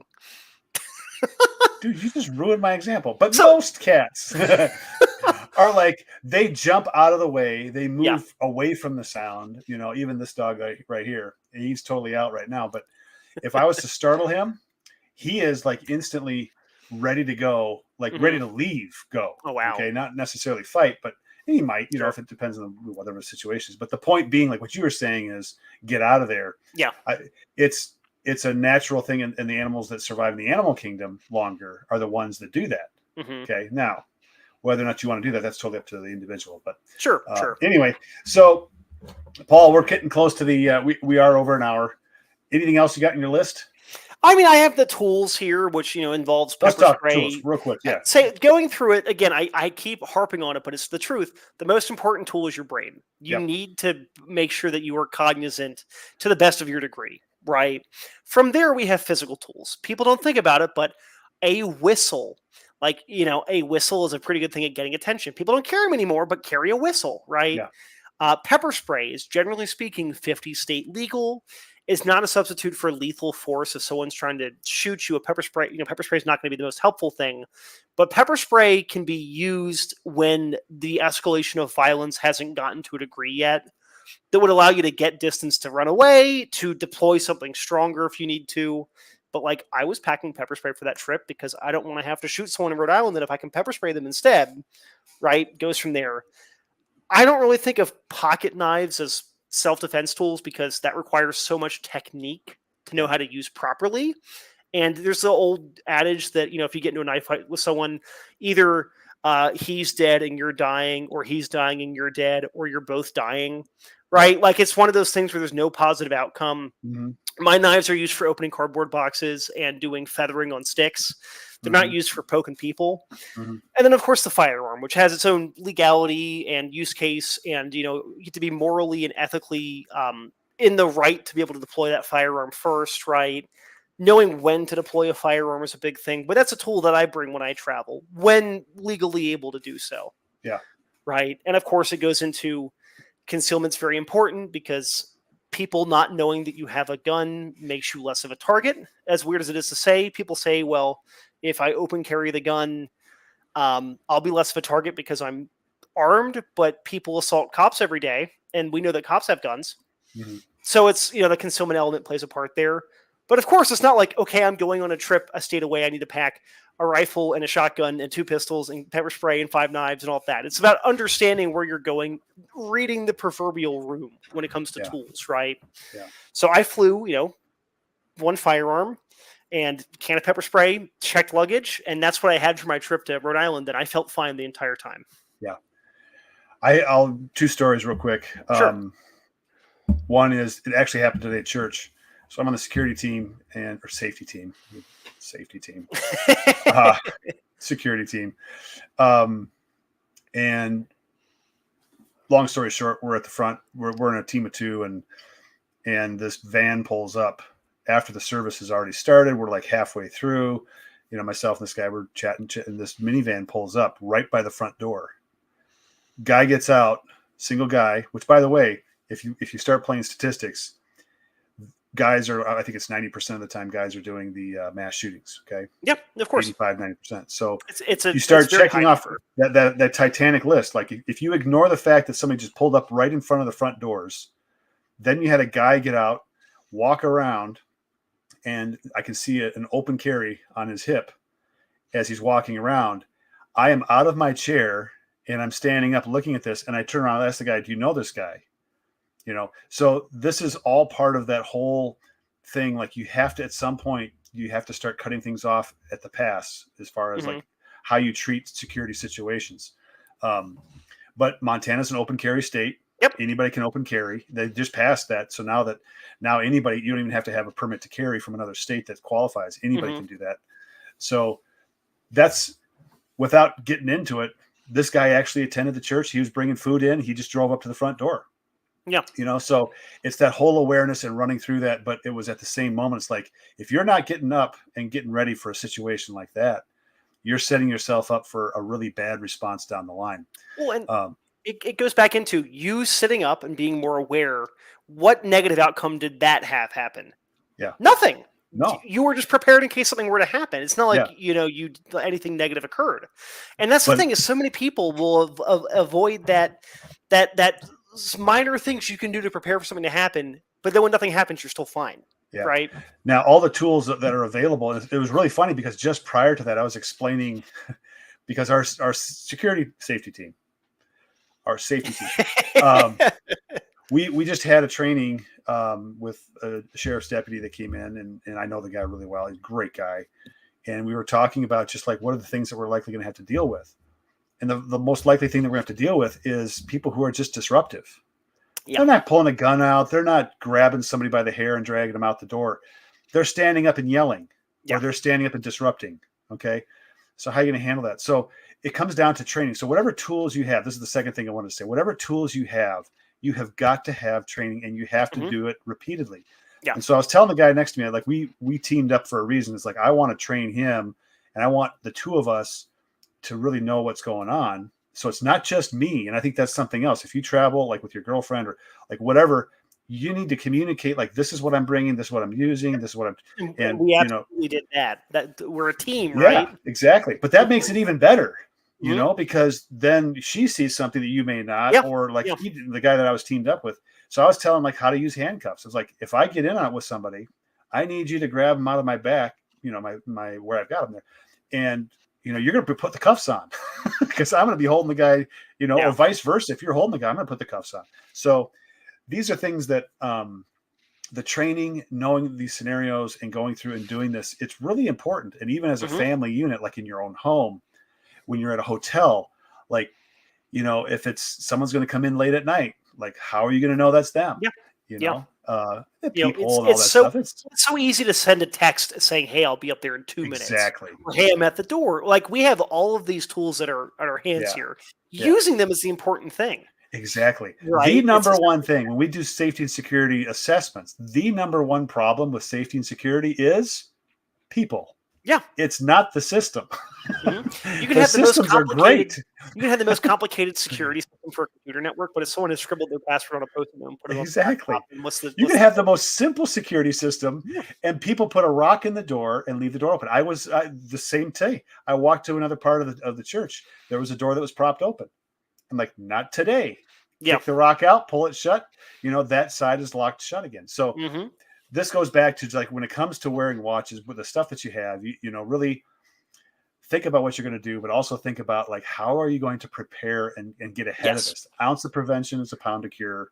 That whole thing. And I agree. It seems easy, but it's like, it's us. That's the problem. Well, and that's the thing. The entire time we were doing this big trip, this is the most traveling I've done in years, the most traveling that my girlfriend's ever done. And it's like, okay, we have to pre-plan everything. How are we going to pack? What locks are we bringing for my 2 Pelican cases we use for our checked bags? Yeah. What are we doing before or after events so we know where we're going, right? Since we had an electric car, we had to pre-plan the route for charging as part of the trip. What charger are we going to go to at what time so it's safer? Right? It's such minor things, but when you start to function it all in there, it's avoidance, right? You mentioned that you're less likely to have to deploy violent force and so on at the church if there's some sort of attempted mass shooting. It's more unruly people. I carry a firearm and pepper spray every day, and I get to shoot or pepper spray anyone here in Salt Lake. But I would say about twice a week, I have homeless people that try to ask me for something when I stop to get gas or I'm at the grocery store. Right. And part of it is just being able to acknowledge I know they're going to try something, and not this is going to sound weird, but it's not like a prejudicial thing as much as I can read the tells that someone's doing. It's like you can tell when someone's looking at you that they're going to try to do something or say something. Mm-hmm. And it's just very quick to get these people to go away, right? Mm-hmm.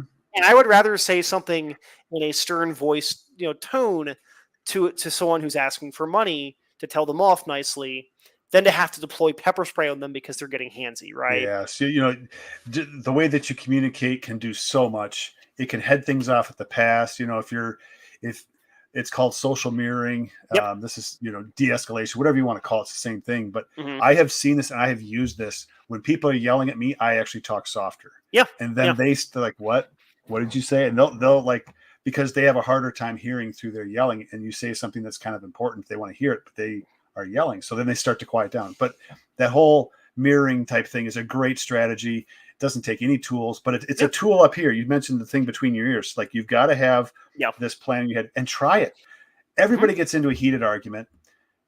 Try it. Try to de-escalate on your own to see how it works. De-escalate or just get it to disappear. So I'll give an example, and this is related to travel because we were traveling around Salt Lake. This time last year, my girlfriend and I were running errands, and we ended up at Walmart at 9:00.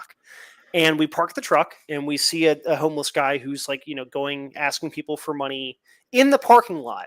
And I'm like, okay, parking lots are a place where violent crime happens.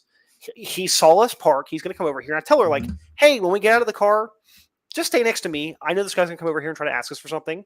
And he started walking, and like, man on a mission, we're walking, and he's coming beeline towards us. I just said, no, firm voice, no. And he was like, okay. And he turned around and walked away because he knew that we weren't the people that were going to give him anything. Yeah. And again, contact distance plays a part. To give an example, you don't hear about crime happening at airports, right? But how wedged are you in an airport against other people, right? Mm-hmm. That would be, if hypothetically an airport would be prime place for someone to mug you because they're right within physical distance of you all the time. So again, using your brain, I didn't have to deploy pepper spray or a gun or a knife or a second gun. I got to deploy my voice, right? Yeah. And again, people don't think about all the tools at their disposal because they haven't received training on those tools. Yeah. And knowing how to talk to people who want something from you is a tool. Yeah. Right. Well, that's another layer of security and safety. It's how you communicate. Like, these are all, and this is, in order to get to that point, you have to bring them up to the surface. You have to, talk about it, make a plan, practice them a little bit. Yeah. There are times where my wife and I will have spirited conversations, and we love to debate. Sure. We love it. And, but at the same time, we both know that, for us to stay more calm, one of us has to be the one who's doing that. And it really does work, because if one person's calm, two people are calm. Exactly. That brings me up to another point too, when it comes to safety and security. And this, without getting crazy about it, one is none, two is one, that whole idea. So you bring a couple of watches with you, probably isn't because you want to make sure that one watch is working, but it does give you more assurance that you'll have a watch that works. If you bring, 2 battery packs, I've got a battery pack here for charging. I don't rely on, this is something else I want to mention too. 2 parts. Let me get through the first part before I forget it. But it's not 2 battery packs. It's 2 different ways to charge something is what I'm getting at. That's the redundancy. I have my phone contact list, and I have the data bank back at contact list. So I got 2 ways, whether it's on a piece of paper, however you want to do it. Sure. 2 ways to do that. And one of the things I have found is that when I'm in a hotel room, I don't want to rely on their power source for charging my things, I want to make sure I have my own in case something like the power goes out or whatever, and you're sleeping and you wake up and your phone's not charged. Yep. For whatever reason, these are just small things that you take away from that Titanic effect. And it's not a problem. It's cheap insurance. You know, the day of the flight, we were like, well, let's go to Walmart real quick and buy a spare battery bank for my girlfriend. Yeah. And she used it for the trip. You know, thankfully, no battery outages. And truth be told, I don't use my cell phone very much when I travel. I have it for contacting 911 and maybe taking goofy pictures. This is an aside for this trip. All of the wrist shots I took that I did a big post on Watch Crunch. Yeah. Every wrist shot was a wrist shot with her in the background looking angry or sad. That's every picture, and people loved it on Watch Crunch. Was that intentional, or was that? Oh yeah, no, we set it up. I was like, it would be great if you just make like a pouty face in every picture, and just her like daggers at the camera with like watching it in there. And I only had one person who was like, "Your girlfriend doesn't like this. Cut it out." It's like, no, she's the one who wanted to do this. Yeah. She came to a little wristwatch meetup we did, and she had her smartwatch in our watch circle we took. She don't care. Yeah. She's along for the ride. But no, I agree. Yeah, it's preventative insurance is the way I look at it. Whether it's medical supplies or extra battery bank or a second watch or a second pen, whatever it might be, is cheap insurance. Yeah. Right. If you know you're going to be relying on your devices, because we all do, having another way to charge them is very helpful. Yeah, and you have to be careful that it's not everything that needs to be treated this way. It's the things that in your mind, my mind, whatever is critical, like for functioning. And for everybody, it's a little different. But there's some pretty obvious ones when it comes to finances, communication, first aid, safety, all that stuff. So and it doesn't have to be something that is so mission critical that if you don't have it, you fall apart. It could be if you're someone who needs their chapstick. If you don't have chapstick and you got chapped lips, you're in for a rough time, right? Oh, you really are. You're really concerned about that.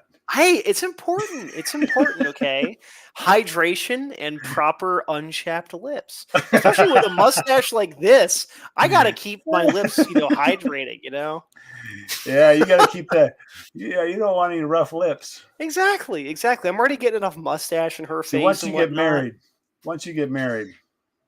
yeah, it's not a big deal. I'm only been dating for 2 years. It's kind of close. We live together, Yeah. All right. Anything else on your list? Now, we've covered tools. We've covered.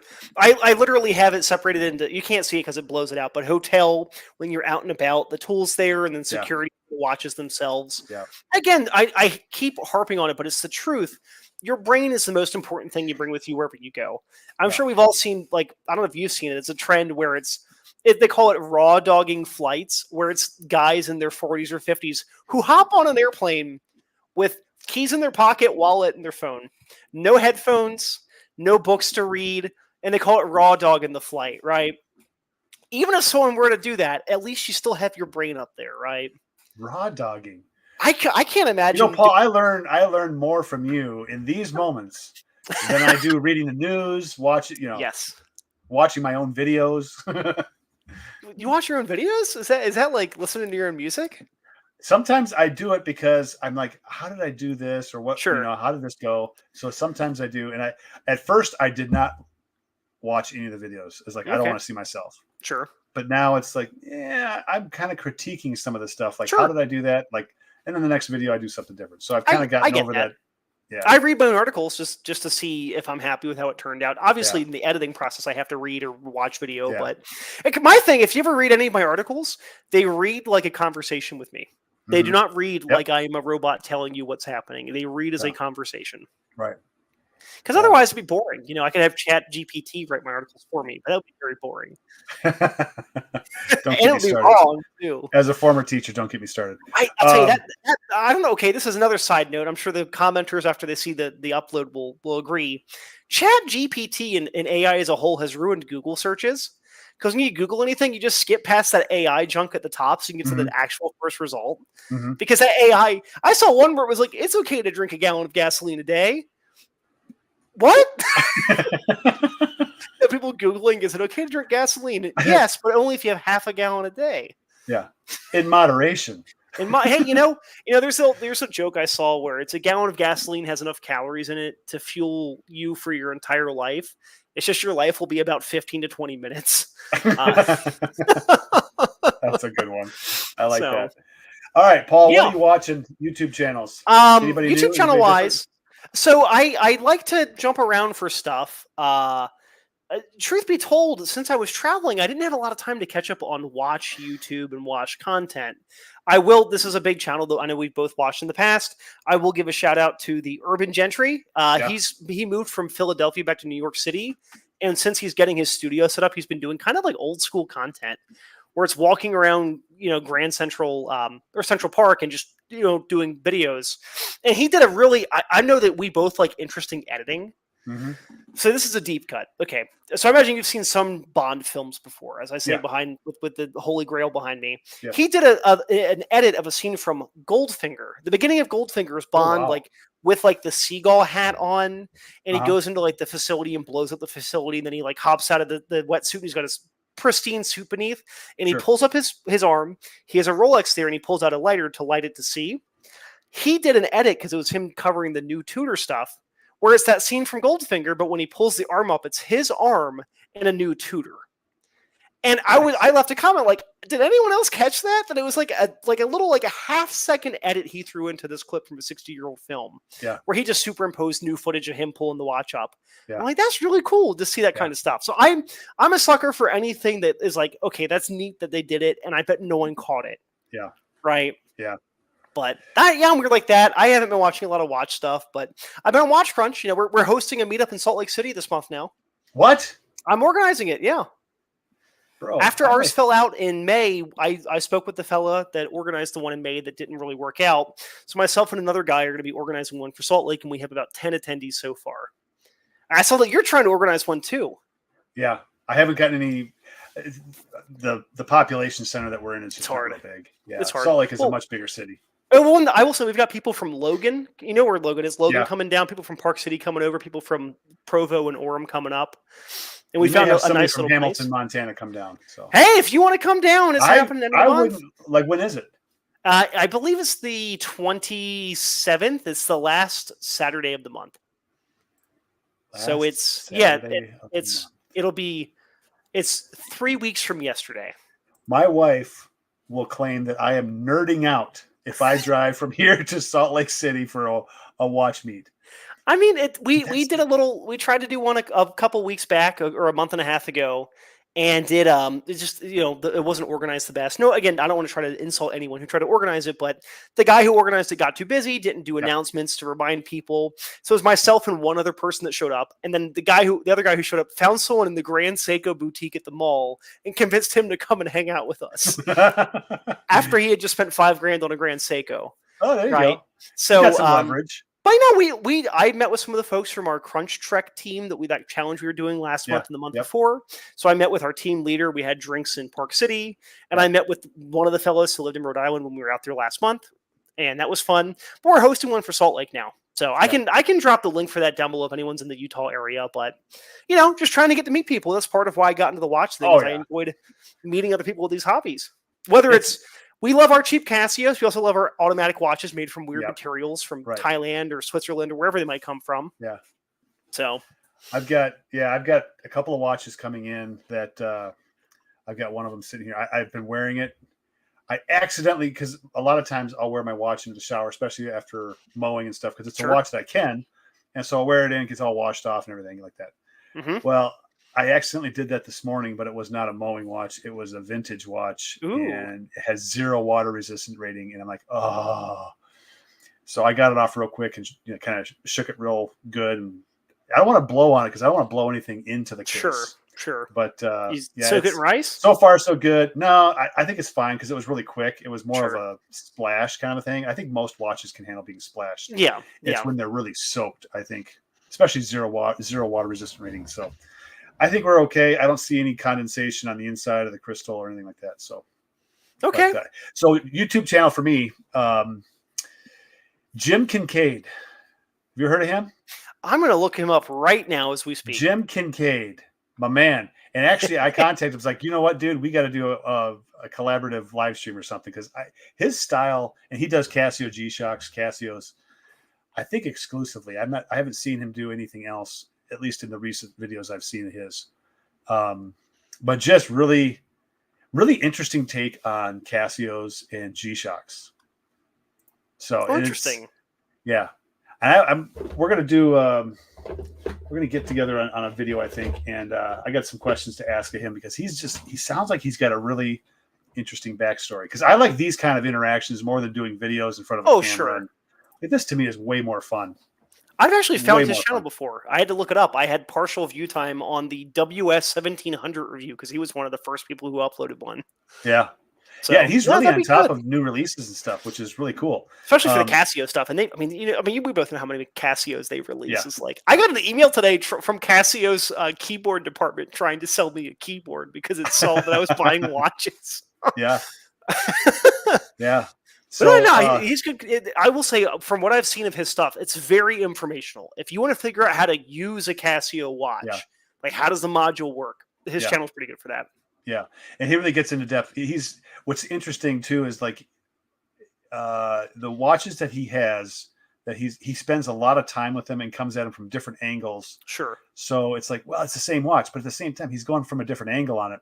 And he'll talk about solar charging, and these are smartwatches basically. So the smartwatch. Was it Rangemaster? I forget what the name of it is. There's the Rangeman, there's the Rangemaster, there's a bunch of different names for him. Yeah. So he's got the one that has the pulse and you get notifications which is pretty cool. But he talks about solar charging quite a bit. I think you and I are, I'm not so sure if you're a big tough solar guy. Do you like Casios that are tough solar, or do you prefer battery? Like if I can take solar, I will take solar. Okay, I wasn't sure. To the point, even though we had the negative experience with that Momentum, I'm looking at buying their solar dive watch when it goes up for pre-order in 2 days. Ooh. And then my Seiko Arnie, if we want to be pedantic, I own 5 watches right now that are battery powered. Yeah. And 3 of those 5 are solar battery powered watches. Yeah. So good. Okay. I own more quartz watches than I do mechanical watches. You had kind of a thing with the display getting kind of messed up a little bit. I wouldn't say messed up as much as, at least on my specific 5610. Yeah. And again, this is the one I have has it's hard to see it, but it has the white backlight, not the electroluminescent. At certain angles, it kind of has that effect where it's almost translucent.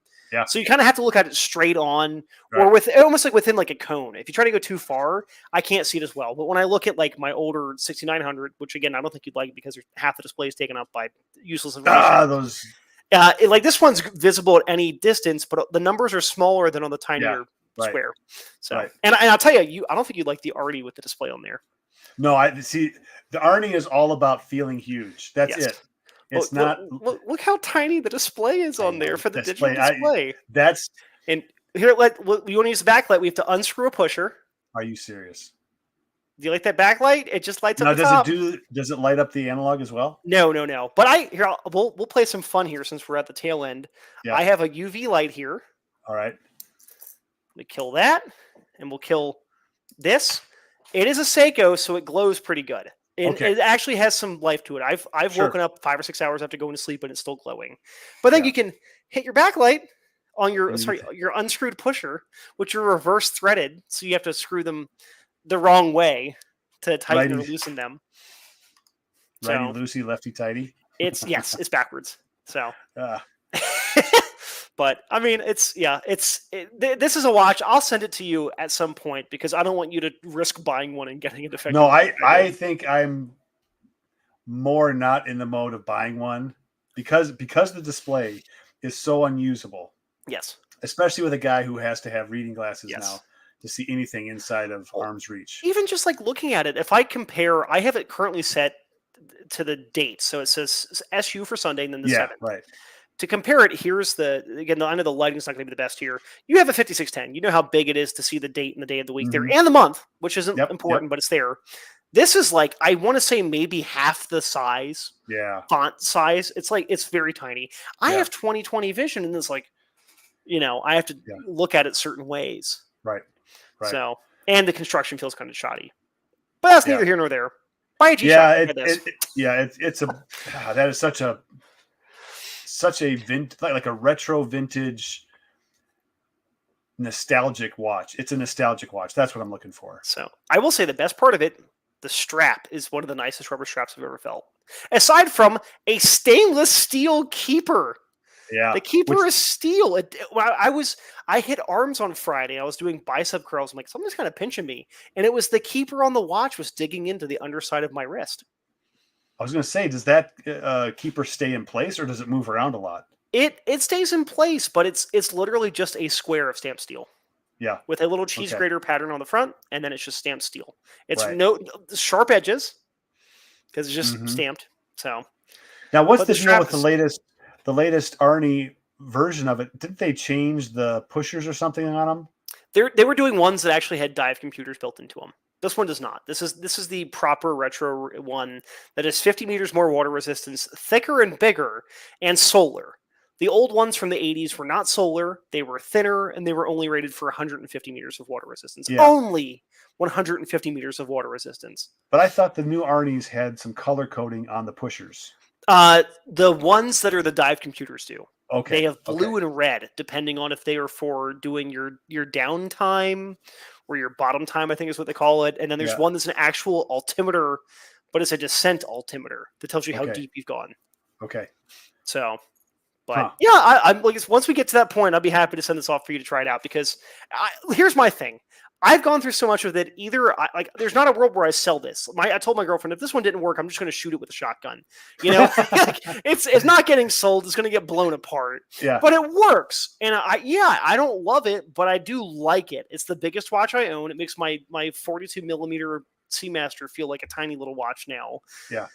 But it's like, I would never recommend this to anybody. It has less functions than a G-Shock, but it cost, this one was nearly $400 plus the nightmare of 2 months of dealing with Seiko's customer service, which was terrible. And you wore it for 6 days. Up until I got it last Saturday, and then I've worn it half. Well, that's the watch you bought.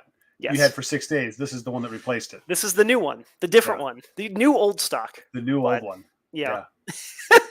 Fantastic. But all right, sir. So any last comments? Any words of wisdom? Words of wisdom. I'm trying to think of anything. I will say an oddity I saw. I am not a sucker who buys in for the co-branded stuff.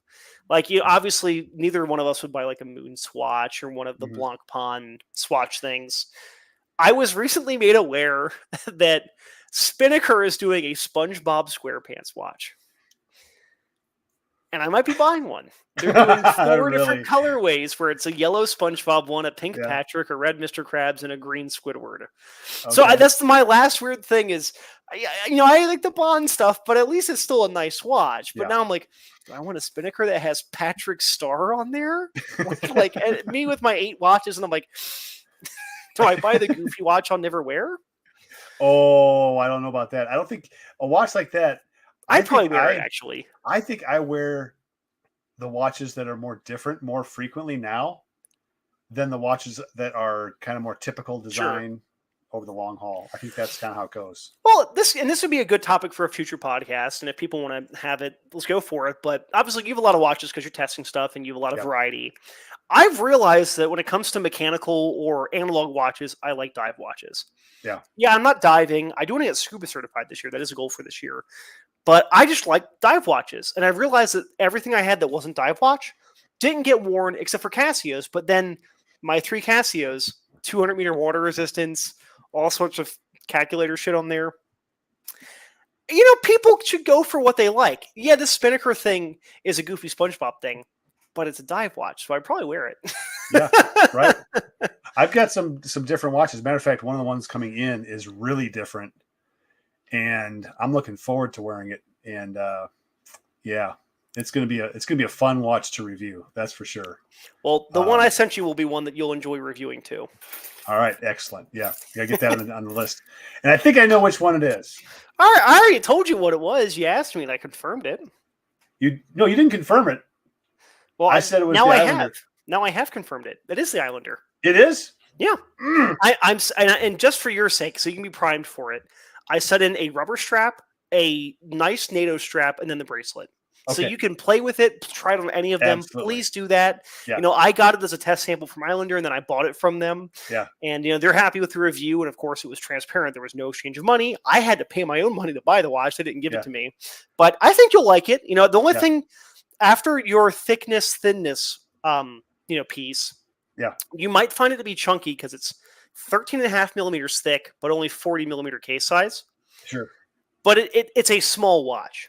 Yeah. Like for us, it's a small watch for us. You know, we wear big watches and they feel fine. Like wearing the Arnie, I'm like, I was at IKEA for 4 hours yesterday wearing this thing, moving furniture around. We were buying kitchen table. You'll like the Islander. Well, there's a time and a place for chunky. Like it's not a bad thing. It's just like it helps. That video really helped me understand what ratios I really like the most. And then when I want to go outside that ratio, and I've got one coming out Tuesday that is massive. It is 17.5 millimeters tall. Yeah. Massive. Okay. And I didn't keep it for other reasons, but it was like one of those watches, like I like this huge watch on my wrist. Like it's just one of those things that breaks up the monotony of it. And it's fun. Yeah. It's fun. It's funny. There was a post on Watch Crunch yesterday where someone's like, have your partner or spouse pick out their favorite watch in your collection. And she picked one of my Omegas. And I said, can you please tell me which one's your least favorite? And it was this one. She's like, it's too big. It's ugly. I'm like, yeah, you know, I need the outsider telling me that because I think it's cool. But it's like, yeah, I like the dial's tiny and the proportions are all weird. It's half plastic and super shiny. And, you know, I've got bright orange watches in here. She's like, no, that one that you're wearing lately is ugly. My wife does not. She does not like dive watches. She says she doesn't like the bezel. She says it's too much metal. She likes field watches. Field watches are classic. I love field. They're so simple, and that's what she likes them. They're so simple, easy to look at. Sport watches like this Seiko, what is SKA 793 or whatever. Yeah, it's just a classy looking watch. Now it has kind of a bezel to it. This is kind of the outer reach of her sport watch liking. She's okay with that, but the typical sport watch or dive watch, it's just too much metal. It's just too clunky looking. And that's what's funny because that's why my girlfriend's enjoyed my two Omegas because she's like, they look a little fancier, they look a little dressier. Even my sporty one, it's not showing the best, but it's got bright red indices, but only 3 of them. I love that. I love that design. That is a beautiful great. Omega. Yeah. And my thing, this is a little rant before we get going. I own vintage Omegas, not just because I said vintage, like older ones, not just because they're cheaper to get, they're a lot thinner. Right. Yeah. If I look at the current production of the Seamaster 300, it's got like a ceramic bezel and raised indices and this and that. It's like 14 millimeters thick. This is 13.5 for a 300-meter automatic dive watch. Right. My Planet Ocean here. Sorry. What's the diameter of the Seamaster? The Seamaster is 41.5, but that's including the crown. Okay. So it actually wears pretty tiny. Right. Yeah, right. The Planet Ocean is 42 millimeters from side to side with the crown, 13.5 thick. 600 meters water resistance with the coaxial escapement still in here, which adds a little bit of thickness, right? But the newer ones have even bigger everything, and now they're 15.5 millimeters thick for the exact same. Like, I get the movement stronger and this and that, but it wears worse, and it looks less elegant. So it's funny that, my girlfriend picked a dive watch as her least favorite, but then also a dive watch as her most favorite out of the collection. Yeah. So, but I like dive watches. All right, you got anything going on with your channel? With the YouTube channel, I've just been doing consistent testing. I'm testing out a new Taurus revolver, which I'm sure no one will care about, but I have interest in. Yeah. But for the website, we've got plenty of stuff going. My Islander Port Jefferson review went up last week, and people were liking it. And then I've done a book review of Stress Fire, which was a Masada book from 40 years ago. And I've done a couple of different small reviews that are coming out in the future. Because I've realized that as much as I love doing the watch stuff for our website, and it gets views, which I don't care about the views, I care about if I enjoy it. Yeah. The degree of photography that goes into photographing watches well that I am happy with is a lot more time. Yeah. Taking pictures of guns and knives, really easy. Taking pictures of watches where I've got double, sapphire or double anti-reflective sapphire coating. Yes, it has less reflection, but my shop lights and my light box and my camera don't know that. Yeah. So I have to get the angles perfect for everything. You know how it goes. And, perfection is the enemy of good enough. But if I'm going to do this, I want it to be as close to perfection as I can make it. Yeah. And I'm okay with that. So I'm kind of giving about a month or two between watch reviews for the website. So it's probably going to actually be that Momentum that you reviewed. It's the next one I cover for the website. Because this has become my go-to shooting watch. This is what I wear when I go shooting. Okay. Because it's quartz. Don't have to worry about shock with the automatic. I like it on this Paratrooper. Yeah. This bright orange strap. Yeah. It's very, very cool. It's funny. Johan's left comments saying, I love seeing that in the video because he'll see me shooting a shotgun and he'll see it on my wrist in there. Yeah. But the orange just brightens it up. Like having a bright strap, like it changes the complexion of the watch. Elastic. So which means if I sweat a little bit or my wrist expands on the public land where I go shoot, it still fits fine. I can adjust it on the fly. Right. I'll walk into a store afterwards, and people say things about their watches. No, they don't. But with this one, I've been at the counter somewhere. They're like, "That is a neat looking watch," and it's all because of the strap. Oh yeah, right. Yeah, it just pops it out of off your wrist. Like it's just summertime. I think especially is the best time to wear bright colored watches. Well, I've come to appreciate that more. I like my muted stuff, but then it's like I bought a bright orange rubber strap for the Arnie. I want to see how that does. You're gonna like this watch on Tuesday, I think. For that reason, it's just totally out there. It is a watch that when I first looked at it, I was like, no way. There's no way. That is so stupid looking. And then about a month ago, I was like, you know what? I kind of like that. It's totally different. And I found a color combination that I liked. And it's super thick, 17.5 millimeters tall off the wrist. Very good when it comes to just like going all out on the thickness side. It's just... sometimes you're so used to like, I like this, oh, this is way different, I want to give that a try, and then you like it too. Oh man, right? Yeah. And that's why something that I'm not a big fan of complicated watches. I have 2 different Casio Pro Treks in my shopping cart on Amazon right now, so I'm gonna say this. I haven't said this to anybody since I started the channel, and even before that. I started out like, I am not getting a dive watch. I don't like dive watches. They're all the same. And I went through and looked at the watches that I have in my current collection. It's like, I've got a lot of dive watches, like 30 or 40. And I started out not liking them. It's funny because I went from Casio F91 to vintage Omega quartz dress watch that was 6 millimeters thin. Yeah. to I'll get a Timex Expedition quartz okay, it's all been dive watches since then. Yeah. Pretty much. So even even the Casio digital watches, hey, 100 meters water resistance, you use that for scuba. Or not even scuba, but like, snorkeling and whatnot. Hey, it's a dive watch. Yeah. It's not official, but you can go that deep. No, I mean the Casio, the vintage Casios. I look back, it's like, man, the 90s, they had some cool looking stuff. It was different. Like some of the stuff now, it's like with the G-Shock, even like the I'll pull these 2 guys up real quick. So this is the GD350. Yep. Okay, G-Shock. Okay, I call it the Grunt because a lot of military guys had them. Mm-hmm. And then you got the big Sky, the W736. Yeah. Okay, they look the same. Yep. Like there's not. I mean, big plastic, case around it and all that stuff. And then you pull something out like this. I love this. This is so cool. And this is the CMD40. Yeah. Right. Totally different. Exactly. 0 water resistance. But the point is like, it's fun. I can control VCRs, man. If you got a VCR, I can control. I can fast forward. We got a copy of Goldeneye over here. We can fast forward through. That was a Rhode Island Fine where VHS copies of Bond films. So I've turned the TV off on people that are watching stuff and just giggled my way back to the bedrooms. Like, this is awesome.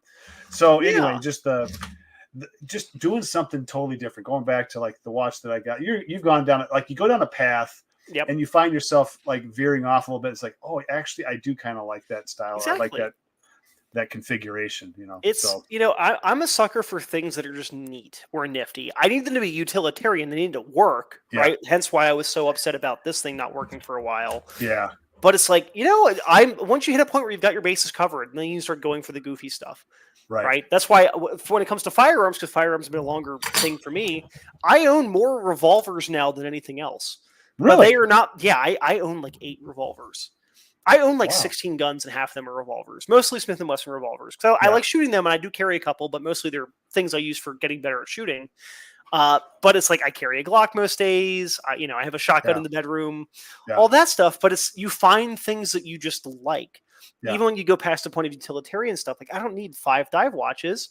But I like them a lot, and that's why I have them. And I found that my dress watches weren't getting worn. And it's funny, the first day I had a nice pilot's watch, I was going to go and cook.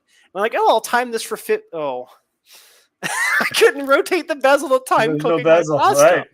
No bezel. I'm like, okay, What you need, Paul, is a watch with 2 clocks on it. Oh, yes. All right. You're right. And a thermometer is dubious.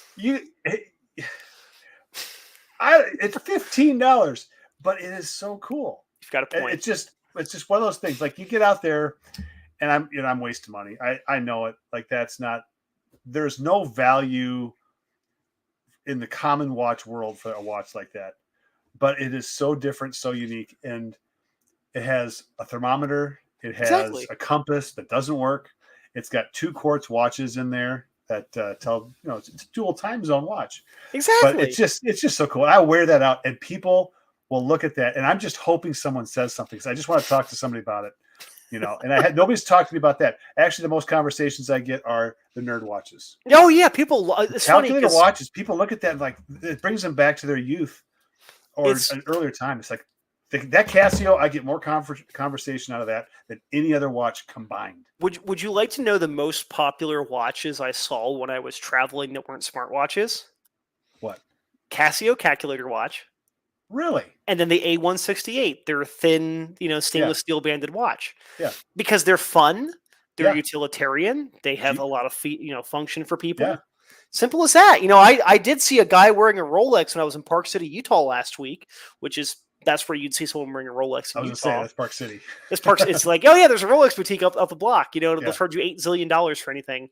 But you travel, like, A168, dude wearing a Hamilton that he bought 5 minutes ago at the Hamilton store because we had a 12-hour delay. Yeah. Yeah. That's part of the fun. I'm not saying like, oh, I hope someone comes up and talks to me about my watches, because you can be the person that instigates it. You go to the checkout somewhere and you see a guy wearing an Orient Mako or something. You're like, hey man, cool watch. And then you get the conversation going. Simple as that. I have to hand it to Kevin O'Leary on this one, because Kevin O'Leary, the videos that he's done with Teddy, but he would talk about how wearing certain watches just generates conversation. It's yes. Like, that seems really self-centered. Kevin he's a type A, right? And he's got his thing going on, which is fine. But I understand kind of what that really is. Like, there really is a group of people that are out there that are just, I said this to a guy, I went to pick up parts from a lawnmower, and he's wearing an SKX. Now SKXs, they don't make those anymore. And I look at him, I was like, hey, that's a nice SKX. And we had like a 10-minute conversation of the watch that he was wearing. And it's just one of those things, I think, that when you like these kind of things, like it's okay to pull out all the stops. Exactly. Hey, go big people or go home. People will spend $8,000 for a Cartier that has, or a JLC Reverso. Yeah. You spent $15, got the same function. Exactly. Hey, it's a win-win. And you know what? People are going to look at that and they're not going to be sure what that is. But they're going to look at this and say, what the HE double hockey sticks did you put on your wrist? They'll think is Star Wars prop? What is wrong with you? And they got to check in to make sure you're okay. Are you okay to drive home? Because look what you got on your wrist. Is that a dive watch? Are you like lost? Hey, it's part of the fun. It's part of the fun. I've had so many fun conversations about watches because I've been thankful that I've not run into anyone who takes it too seriously. Yeah. Right. People, we enjoy, again, nice watches that are expensive, but also nice watches that are $15 or $20. Right. Yeah. And I'm someone that you can catch me wearing a $40 G-Shock or a watch that costs, 100 times more than that at a given day. Yeah. But I like them all the same. Maybe not the same, but very similarly. No, I think you're right. And I think you got to give the watches that you have a chance. Wear them. Put them through a rotation, wear them, and it's like a lot of watches. Like, oh yeah, now I remember why I bought this. This is. It's got this look. I like the way it functions. Or today it's the Kingsbury MS4. This is a field watch, my favorite field watch of all time. Nice big numerals. Nice, yeah. It just, I love it. And part of me is like, I don't want to wear it because I don't want to wear it out. Buy a second one. So well, they don't make them anymore. Oh, so yeah. Anyway, it's just one of those things that. Yeah, you just wear them, put them on a schedule.